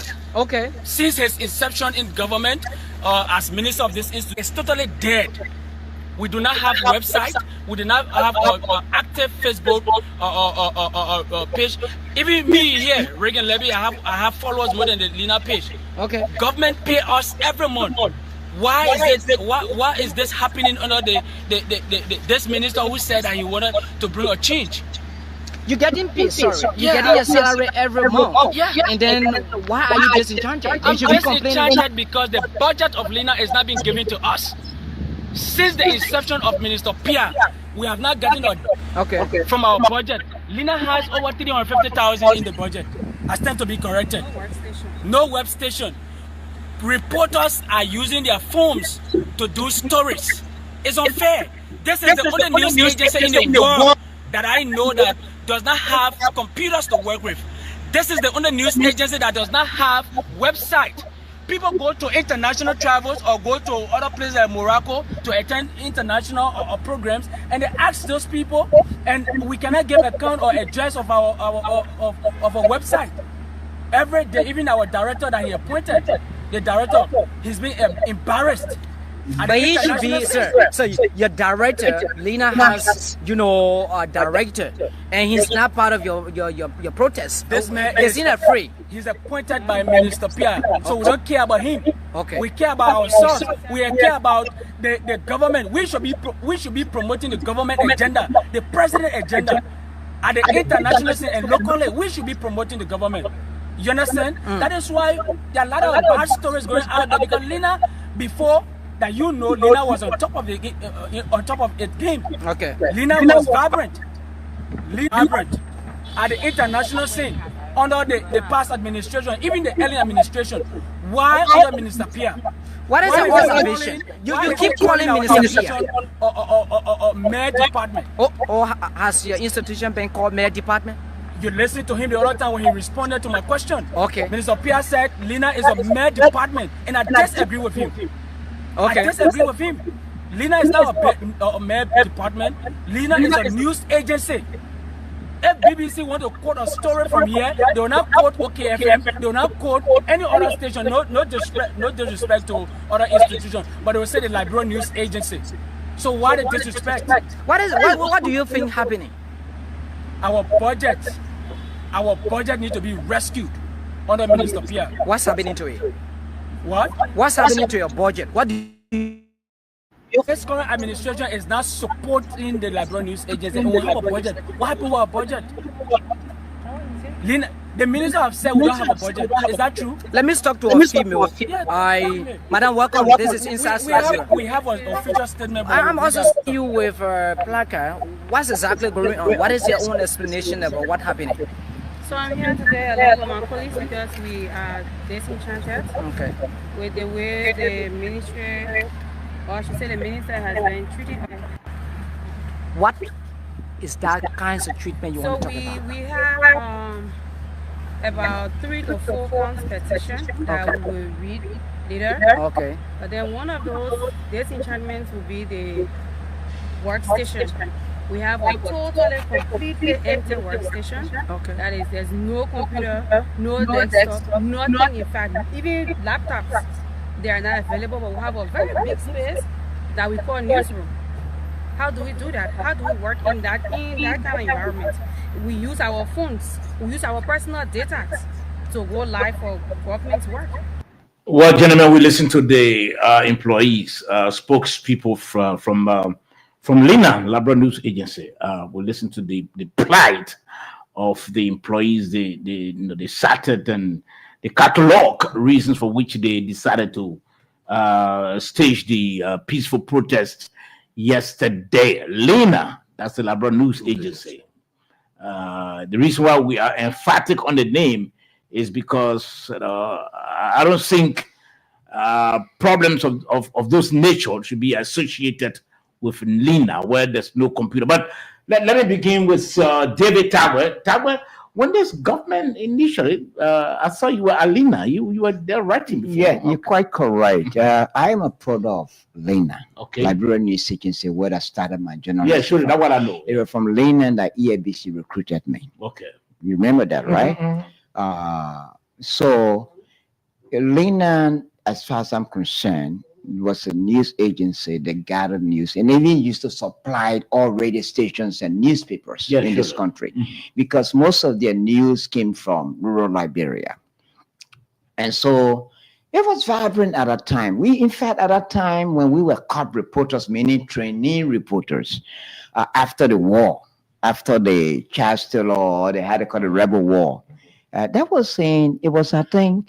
We were recruited by EABC, and in less than a year, the war broke out, the April 6th, which were 1996, eh? Yeah. 1996, that time were, junior reporters, trainee reporters at that time. And we were using typewriters at that time. But yet and still, the Lina was vibrant. Now, let's look at the statement I listened to not quite too long from one of the spokesperson of the Liberian News Agency. You said the Liberian News Agency was vibrant during the past administration. They had computers, they had everything that they needed to work to make Lina effective.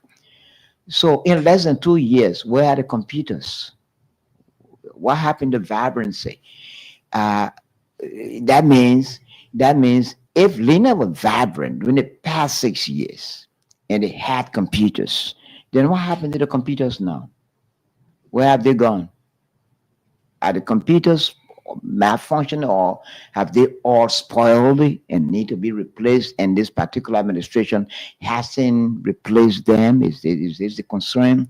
And the other thing is that... Well, before going further, I just spoke with Lina head, Trukon Tad, not quite too long. Yeah, Okay. not quite too long.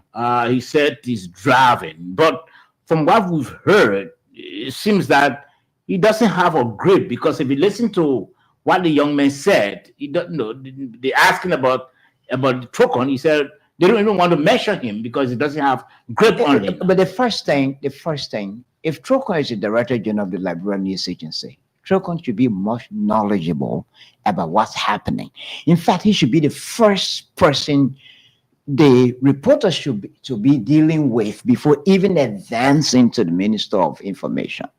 But if that's the case, then Trukon is a ceremonial director general of the Liberian News Agency, because I briefly followed the Spoon Network last night, and the reporter said they even confronted Trukon about what happened to Lina's share of the budget of the Ministry of Information, because he has no idea. Absolutely not. Absolutely no Budget, idea. and let me just read this one. We called on the legislature to note and address the following counts: non-utilization of over 700,000 budget allocation fiscal 2024, fiscal 2025 for Lina operations.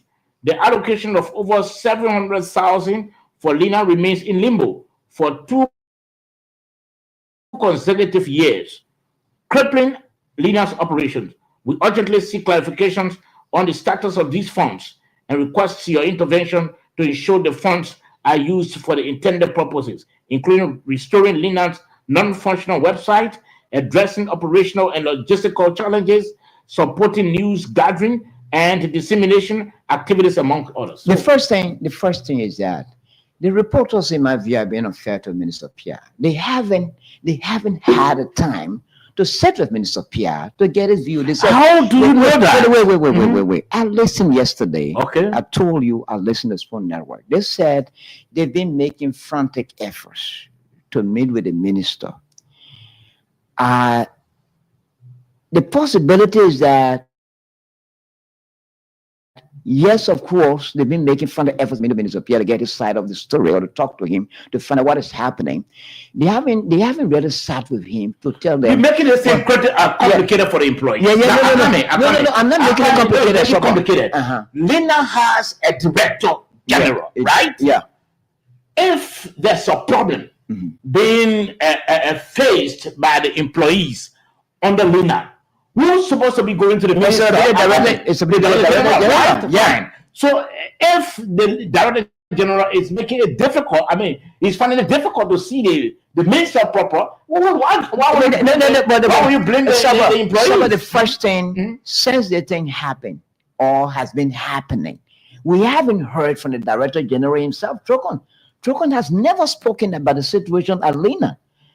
Trocon has never told the public or even the employees at Lina that he made an effort to talk to Minister Pierre, and Minister Pierre refusing or denying him the opportunity to talk to him. So Trocon has not publicly spoken. So apparently there could be some disconnect between Trocon and the minister. That means that Trocon is considered, in my view, a ceremonial director general of the Liberian Agency. Edwin, you listen to then following the Lina issue, you listen to the spokesperson of the employees. What's your takeaway? Yeah, so this issue at the Ministry of Information, quote unquote, with Lina has lingered for a very long time. I don't think this is the first time we're hearing this in Liberia. I remember under the previous administration, again, there was some kind of protest there where people say they were being underpaid, and so forth. Yes, I think we need to start looking at some of the laws that establish these institutions. If we're giving budget allocations to Lina, is it compared that we keep them under the Ministry of Information? Because this is an entity that go out there that bring news for the Republic of Liberia. I think it's going to be autonomous. All right. Now, if these people are autonomous, why can they have their own offices set up, their own budgetary allocation? No, I'm not sure of that. Don't conclude that it's autonomous. I'm just saying because I know they are under the Ministry of Information now. And one thing that we need to know, the crafter or the people who came up with that idea, they knew the limitation that the private institutions will have. Front Page Africa, Inquiry newspaper, Daily Observer will not have the resources to send people all over the country. There are events happening outside of Monrovia that we have no idea about. So this is one of the institutions that's supposed to be in all of the various counties. Let me just insert something. Yeah, because Dave trying to ask whether they are you trying to ask whether they are autonomous or not. But the point is, let's forget about the status of Lina. What is it? Autonomous or not? Okay. If let's assume Lina is still under the Ministry of Information, in the budget of the Ministry of Information, there's a land there. There's a land. If that $700,000 is inserted, is there and passed by the legislature, that should be used why Lina specifically for that purpose. For Lina? So why? And the reason why I asked whether they are autonomous or not, it is because once the budget goes to the Ministry of Information for disbursement, it is now with the minister's judgment proper as to where to allocate those resources or so. And this is the difficulties in there. So that is why I say sometimes it's good for us to look at these instruments that created these institutions and say, look, we've come too far. Look at the time the guy said that Lina was established. If we could move the tourism aspect from under Ministry of Information and make them autonomous, why can't we do it with Lina? information in the 21st century is very vital to the growth of any country. Lena Lakame, you still wrapping your head around autonomy of Lena. The thing is, whether autonomous or not, there is a budget line. But again, it shouldn't be used at the discretion of the minister. The bottom line is, the minister. If 700,000, like the employee said, was inserted in the budget for Lena's operations, if I'm the minister and that money came, that money should be used for the purpose intended. And this is where I want to let me provide you an information. This is where I wanted to come in. Is the minister has oversight over the usage of the portion of Lena.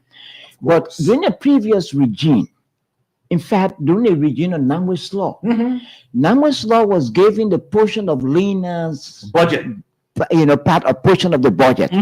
Because it's Namwis Law who was the Director General who knew what were the needs of Lena. Surely. So it was the Director General who could ably or wisely expend the money, determine where the money should be spent at that time. Even during the regime of George Weah, the money Lena portion of the budget was given to Kwame Weeks, Oprah Weeks, who also made the determination as to what Lena needed, whether cameras or recorders. Or Oprah Weeks, we decided that. But we're hearing that under this regime, I don't know how authentic it is, that under the regime since Trokonta was named Director General of the Liberia News Agency, the authorities at the Ministry of Information have not been able to, give Trocon the Lena portion of the budget. And Trojan himself, Trojan has been Trocon Times have been reticent. He has not spoken about that. Okay, so actually, did not end my. Go ahead. And where I was trying to push this from now. At the various ministries and agencies, there are various budget line items, right? But it is at the description of the minister sometimes to reallocate those funding to different activity. And sometimes they come out to say, based on need assessment. Maybe we have other media engagement that we didn't budget for, but there is maybe $700,000 for Lena. They say, okay, let's take $200,000 from there and put it. Is it not a misappropriation? No. They have that oversight once they can justify that it was used for XYZ now, and that's why I said if you have reached that point and you realize that this entity is gradually dying because of lack of budgetary support, I think the case now should be made that we no longer need for Lena to be under the Ministry of Information. We need it to be a separate entity because it has vast scope to be able to George. And I would like to pick up where you ended. I won't say that you said that another media institution will already have LBS. You could shift the same group to LBS. It could be why? No. It's a news agency, right? It's a public news agency. LBS is what? They get Radio France International. They get also a news agency in France. Yeah. Okay. Right? Okay. So they don't have to merge Lena with ERBC. Okay. So as I was just looking at the recurring costs. Anyway, it's good to say. But where really I was coming is, I don't understand. I'm not in support. I can accept what I'm hearing from the Ministry of Information relative to money is being allocated in the budget for Lena, and you cannot get a laptop, you cannot get desktop, you cannot get any tool to work with in the place. It's unacceptable. The budget process this time, most of it aligned the atomized budget. Senator DeLong advocated for this thing, it's being adhered to a larger extent. It's not bulk. So most of, if you see, how to call it, they got a lot of items in the Ministry of Information budget when it comes to media engagements and other things. It's there. When it comes to Lena, it's there. Even if there is 100,000 for Lena, and you cannot expend all the 100,000 for Lena, but you can expend up to 50,000, 60,000 for Lena, and probably transfer the other one to other areas that are weak, it would make sense. You will be able to get equipment to work with. Actually, I appreciate those people in Liberia here for someone to be taking salary. And they complain that they are not working. We want to do our job. Give us a chance to do the work. I think it's patriotic. It's patriotic. Okay. So, yeah. Okay. Let me hear from Moses. Well, Moses, before you come in, let me read these few lines. We call on the legislature to note and address the following counts. Okay, we spoke about the non-utilization of the 700,000 budget, LINA's non-functioning website. The agency's website, crucial for news dissemination, has been non-functional for almost 2 years because of the ministry's refusal to allocate funds for the website, limiting our outreach. LINA is the only news agency in the African region, probably in the world, without a website. Number 3, operational challenges: lack of essential equipment, training, and welfare support. Number 4, an audit by General Auditing Commission, GAC, of the status of expenditure of the budgetary transfer to LINA for 2024 and 2025 by the authorities of the Ministry of Information. 5, employees at LINA are civil servants, and we do our jobs based on the editorial mandate ascribed to the agency. We cannot be held liable for the actions of the past government or past leadership of the agency. All we want is to do our jobs and not be mixed in the politics of old and new. As such, Minister Jerolimic MPR must be cautioned against making general comments that paint LINA's workforce as collaborators of the past regime. So you see, this is troubling. This is troubling for the minister. Again, we're saying these things because at the end of the day, they take our names. I receive calls. Oh, this is someone George and they've been advocating for. We hearing him and we're lambasted.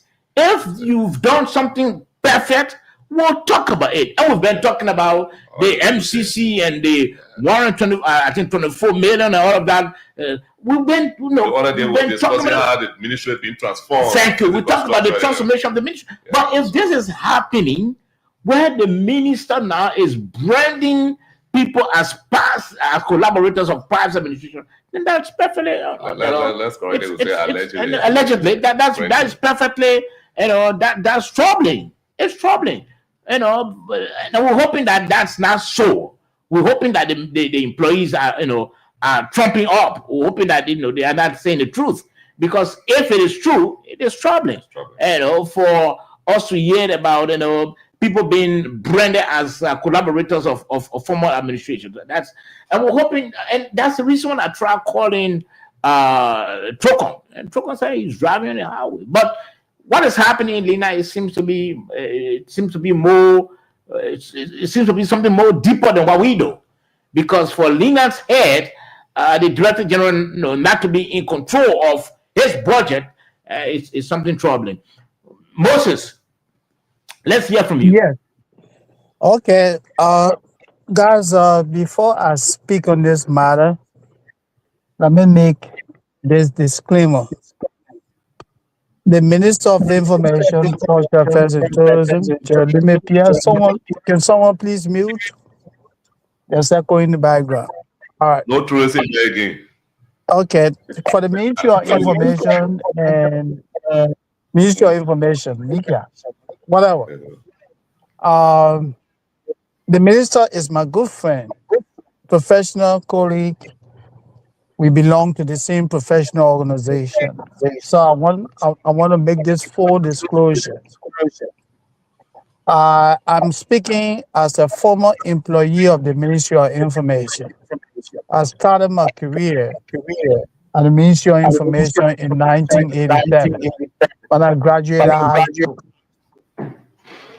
I work in the television department. The LINA we're talking about was established in 1978. It was a very viable entity. LINA covered Liberia. Every one of you there probably can speak to that. On a regular basis, LINA stories were quoted by other media institutions. Yes. Today, the situation has changed. I have not spoken to Minister Pierre since this story broke, because we talk on a consistent basis. But this is what I would like to say. If what the reporter are saying, if what they are saying is true, that they are compensated on a monthly basis, but they show up to the Ministry of Information, they are unable to perform because they lack logistics, no computers, no notepad, no stationery, then that defeats the purpose of paying people for doing nothing. And how do you use the taxpayers' money to pay people and they are not being utilized? I'm not trying to draw the integrity of my friend into question. I'm just speaking as a manager. Where I work in this country, if you are hired after 3 months and they don't see productivity, they dismiss you immediately. How do you justify to Liberians that you are spending thousands of dollars and people just come sit and run and go home? You make the people bored? We need to investigate further. And like you guys said, look, the current Director General of Lena, since this incident broke, he has made no media appearance. Yes, of course. He has not come to say a dispute, or he has not come to say a confirm. That man can't even be touched. Nobody can touch And him. I mean, what's wrong? and the reporters are listening to the group spokesman last evening on Spoon. He said they held several meetings with the Director General, and he claimed that the situation with Lena is beyond his scope of authority. That's the allegation that he made. Or that's the allegation that the gentleman made. That the Director General said the situation is beyond his scope of authority. So I hope Minister Pierre can get to this, set the record straight, and let people get to understand what is happening at Lena. If the government cannot sustain Lena, if the government has no interest in Lena, shut the entire agency down, use that money for a different reason. It makes no sense for you to pay people when they cannot produce. I agree with you, Monsieur. Those people, our people who came out, or Liberians who came out to say, hey, we are here, we're taking pay, we are not being utilized. These people are patriots. They don't want to be, they don't want to cheat the country. They are patriots. Thank you. Okay, Moses, thank you. Thank you. I think I'm trying to make effort Monday to have True Contact on this program. In fact, we spoke earlier with the Deputy Minister of Information, Daniel Sano. Sano said we should speak with the head of Lena. He doesn't want to talk anything about that. So, like we said, maybe what's happening could be more deeper than what we know. Yeah. Apparently, there's no connect between True Contact and the minister or the deputy minister, because if True Contact have a budget and he can, he doesn't have any grip of the budget, he's running a department that has absolutely no computers, no website, everything. It means that he's a toothless guy. And he's been there for 2 years. 2 years. He's just occupying. Be receiving the budget. Yeah, he could be receiving it as well, and he's doing nothing. Doing nothing with the budget. So we're hoping to get True on this program next Monday. I'll call him again. I'll call him again. We'll talk to him. Gentlemen, the issue finally before we go, let's try to talk about this briefly. Up to present, the government is still tackling on this whole presidential villa. What is happening? What's happening? Is it that it's a project by the government and maybe the government wants to dedicate the project maybe July 26th or maybe Independence Day or maybe on New Year Day, something something for the benefit of the Liberian people. What's happening that we can't hear anything about this project? Moses, let me hear from you. What's the order today? So then you talk. Hello, I raised this. This week I joined Concerned Liberians in raising the debate about the project in Lofa County. And mostly I follow your postcards to today. Okay, so I want to pause, listen to you guys. Some of you will know it. Then later I can come and justify why I think. All right, the president must break the silence. I think for you guys who know it, let me ask the insiders. Let me ask the insiders. I don't know anything. Josh Kennedy, you don't know anything about the project? I can't speak about that project. Is it not being carried out by the MRU anymore? All I know is the project is ongoing and it will soon be completed. Do we know what kind of project is that? That infrastructure project is a building. Is it a villa for it's a presidential villa? I don't know why it's presidential, it's private, but we'll see. Do we know how much money they spent on it? No, that's why some people say 10 million, 100 million. All right, Edwin. So it's good that it's on the Liberian. Another insider. Oh, it's good that it's on the Liberian. Yeah. So what I would say, I think we should wait for the fiscal term report from our national budget because we have this open budget initiative. So basically all infrastructure or expenditure projects are captured in that report, and that report is submitted to the legislature and to the GSC. So if it is the government that actually funded that project, at the end of the day, the Liberian people will get to know. But I know very well that during the era of the late President Tolba, there was this whole idea of constructing presidential villas in almost all of the counties. And I know that for sure because there was a place given to the government of Liberia in the place in Cape Mount called Fali. It's right by the lake. And during the regime of former President Sirleaf, they built some structure there to host the government, to host the president, just in case the president is in that part of the country. But I think when President Sirleaf left from power, that whole property became dilapidated, and I think even to do now, even the township, because it's a very prime property. Even the township now wants to reclaim. We're talking about the one in Foya. I'm coming about. I'm just giving you.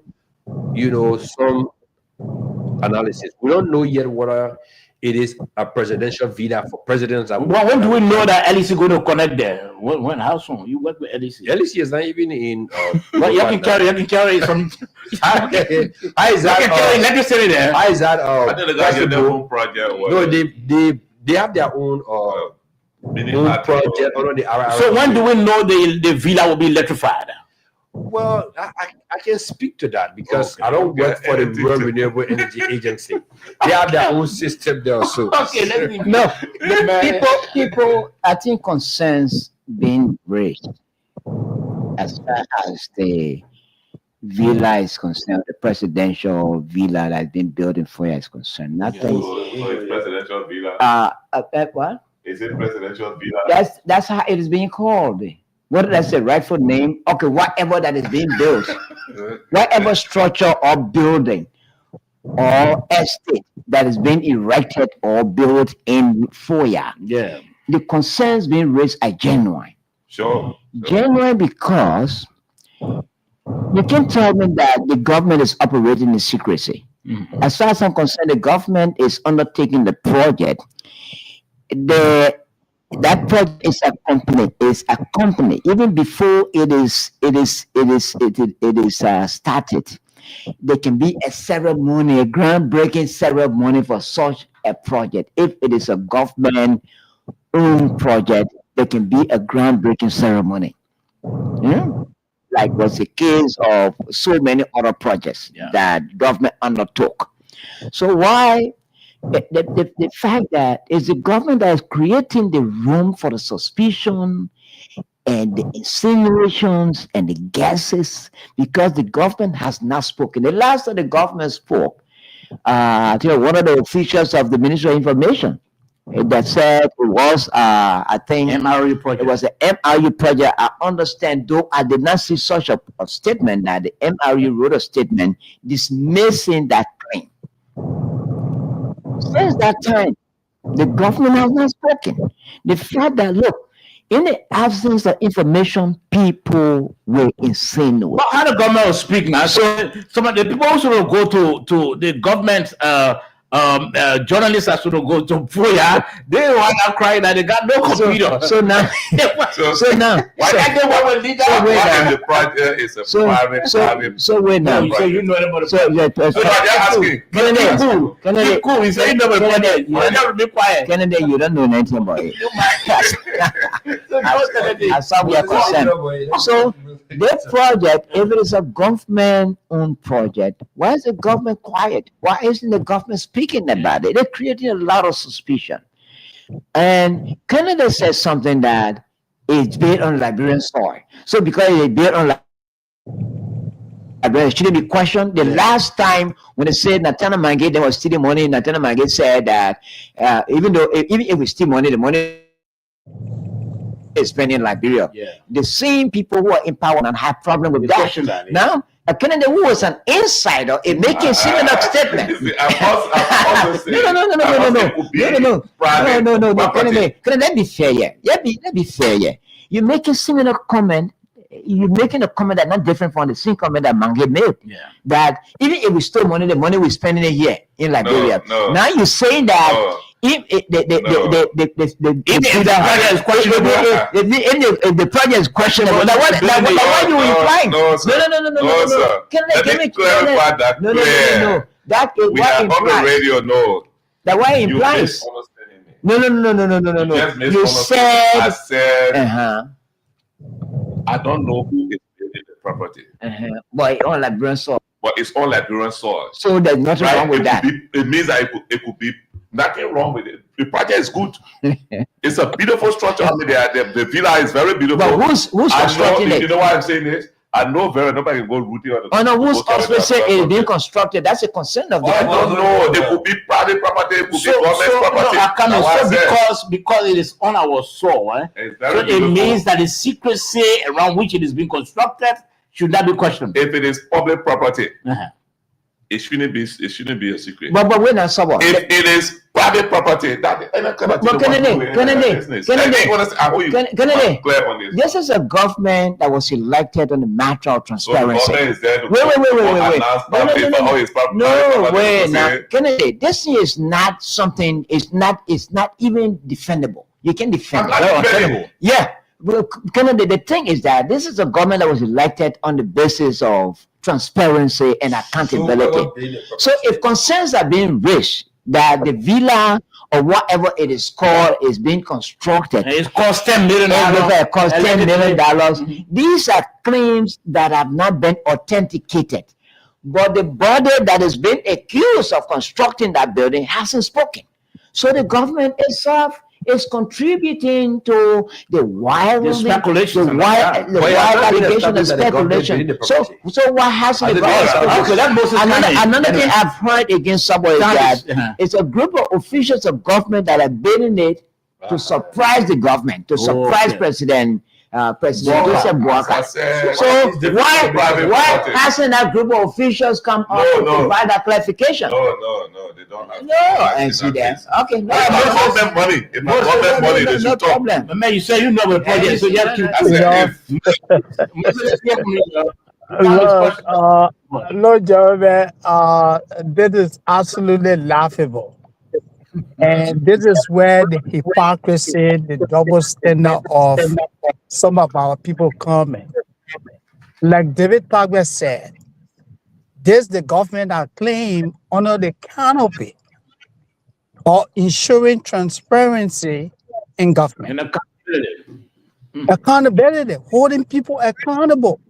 As I speak to you right now, former officials of the CDC are being hunted, are being prosecuted on allegations of what? Engaging in acts of fraud. I am not saying that what is happening in Lofa is a fraud. And Mr. Kennedy is telling us That the government has the right to remain mute. No, please. Again. Well, no, listen. When I say I am paraphrasing, I am paraphrasing. I'm not you taking on it air verbatim. because Oh my Sunday, God. Mr. Sunday, you will learn. You will learn if it is good. Yes, please. Okay, sir. Okay, sir. So my brother Kennedy. I Yeah. told So my you. brother. I told you I don't know who is constructing the project in Lofa.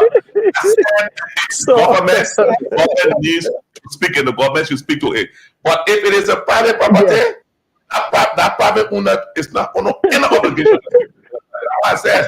Okay. So okay. So Mr. Kennedy, let me Mr. Kennedy, let me take it back. Let me not quote you, okay? But let me say this. It is often said that he who goes to equity must come with what? Bringing it. There's noise in the background, guys. Let me learn. It is often stated that he who goes to equity must come with clean hand. You are prosecuting people from the former administration. Tell me, every project in Liberia, every high-profile project in Liberia, whenever government initiate a high-profile project, there's always an official groundbreaking ceremony. There's always a bidding process. And the government will continuously talk about what is happening or what is about to happen. But since last year, this administration has not mustered the courage to tell us what is happening in FOIA. And you continue to get contradictory statements coming from people in senior positions in the government. You know what happened? The minister, my man, allow me, let me speak, man. Speaking, man. You say you didn't know about the project, you didn't see it. I know you guys want to make news. You don't know about the project, you say you know about the project. Why you still talking? My man, respect me, man, George. Show me some level of respect. Allow me, let me complete my thought, George. When I finish, you can differ. George Kennedy allowed the man. Go ahead, Moses. So I'm saying to you, you have the Minister of Public Works, the man responsible for managing government projects. He tells you, say, hey, go to the executive mansion. I can't talk about this because of security reasons. Your Deputy Minister of Information for Public Affairs, he attributes the project to the MRU, the MRU Secretariat. And David Tagba just go online and do a little bit of research. The Secretariat said no. They had nothing to do with that. What is going on? Your Minister of State, the man who sits just a door away from the president, the man went to the Senate. He lied on or off. He said he knows nothing about what is happening in Lofa. I mean, come on, man. And guess what? You got government security money in this place. And you're talking about private property? Do you think Liberians are idiots? Okay, David, I'll be making a trip there. This is a PR disaster. This is a public relation disaster for this administration. This has exposed the hypocrisy of the Bouaka government. Let me tell you, I'm a strong supporter of this administration. I campaign for this government. I campaign for Mr. Bouaka. But if something is wrong, I will say it is wrong. Thank you, Moses. The government has the responsibility to account to our people. Yes, and the person must muster that courage. Thank you. I'm with you on this one. All right, gentlemen, please. Thank you, Moses. Let me take a few calls here. I think everybody has spoken on the real stuff. Let's hear from you. Good evening. Yes, sir. Quickly. This is Pastor David. That didn't go for 5 minutes. I respect David, and let me say thanks to Moses.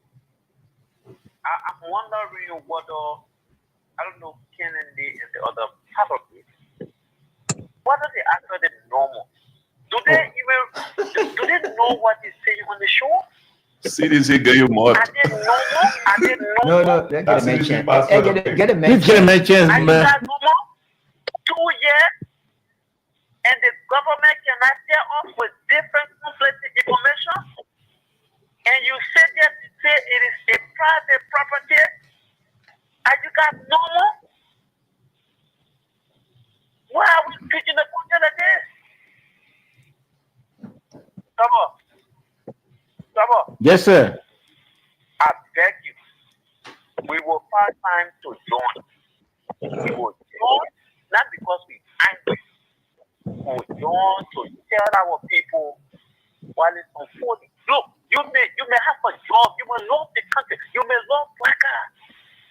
Why are we not honest and bury our passion? Okay, let me hold you there. Next week we'll send you an invite so you can join the the panel. Yeah, next week. So you can come express. All right, thank you. We don't have much time. And they'll call on the line. Give me quickly.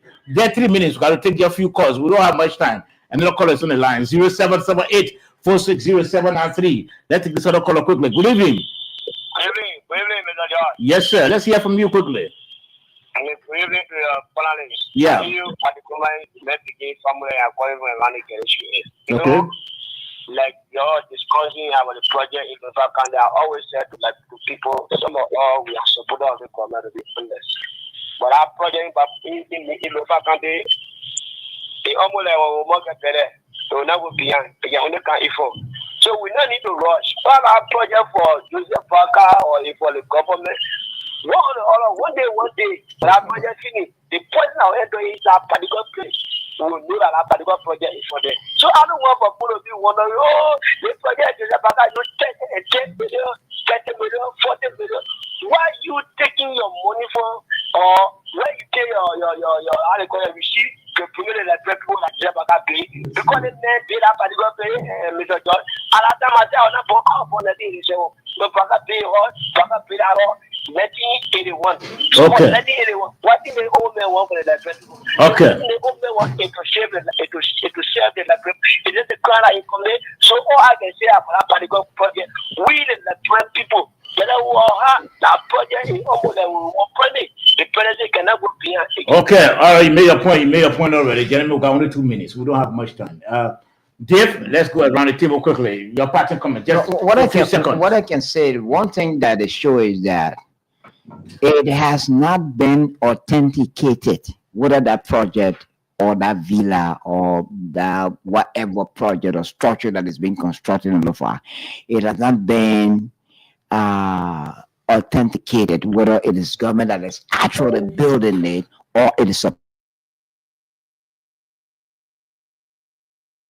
private person that is building it. But because it's in FOIA, people suspect that it's likely that it is President Boakai whose government is erecting it as a presidential villa. Until the government can speak on that thing, these insinuations and speculations will continue. Okay, Edwin, quickly. We don't have time. Well, let me say this to my brother Moses. The budget is low. So whatever money that is spent out of the budget should be fully accounted for. Until can ascertain that the money used to construct that property came from the Liberian people budget, everyone just insinuating. And like one of the caller credits stated here, let's give it a chance. Let's wait. At the end of the day, we'll know exactly who owns the property. Okay, Edwin, quickly. I wanted the pastor that called used a lot of words. Pastor Pascal. Negative words on us here. Pascal. He will come to God this week himself here, but I want to tell him this place is not CDC or UP headquarters. All right? They never be joining us on the panel about next. So when we say private, I want to make sometimes some people can say certain people from certain group they don't understand. But when we say we don't have a definitive side because as of whether the project is a public project or it is a private project, so we'll wait until we see because the project is physical on the ground. Nobody can root it or carry it in a country. We will know who built it. It doesn't mean that you're hate for Boakai. It doesn't mean that we hate anybody. Okay. All right. So try to understand that Lofa project is there in Lofa County. Nobody, any government before you do any public project, that can be groundbreaking, that can be PPCC process, that can be this. We didn't see this, thereby raising even some of us thinking that could be private You have a property. few minutes finished, man. Let me go to Moses. Let's hear from you quickly. Yeah, look, Mr. Kennedy and the rest of the guys in the UP, you have an overtime to do.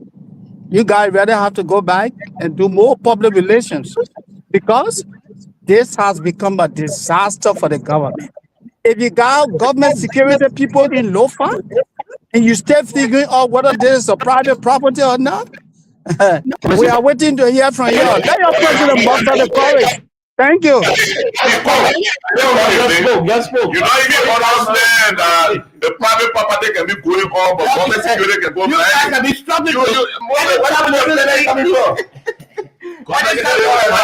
No, Edwin, please. Well, I won't manifest. No, the man speaking and the man.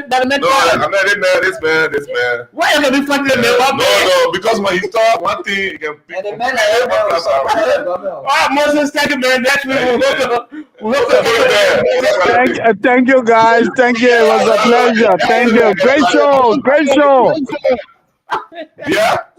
Let me try to reference on some of our viewers quickly. Vinicius Jim Bai, he's been watching from Newtown. Anthony Zellwegon from Nimba County. Victor Molba from Freeport. Abraham Kiswan, he's been watching from Chikisu Factory. Ophelia S. George been watching from home. Shadrach Wiming from Nimba County. Pastor Shaman Shan, they're watching from home. Girl Boy who passed away, been watching. She didn't say from where. Moses Momoru, you've been watching from the US. Well, until then, Jonas, we can call everybody's name. Jonas Monday. We're hoping that Monday will have Trocon Tire. We really want to understand what is happening at MICAT. Because there's some of the news that we expect to come from rural Liberia that MICAT was really bringing in. But now, yes, MICAT is saying that Lina has no computers, they got no website, or they got it's troubling. And a government-run news agency is troubling. So we'll have to have Trocon Tire Monday to explain to us what's really happening. You got to explain to us. Until then, well, gentlemen, thank you very much. Thanks to our producer, Sobo George. It's my name. Have a pleasant weekend.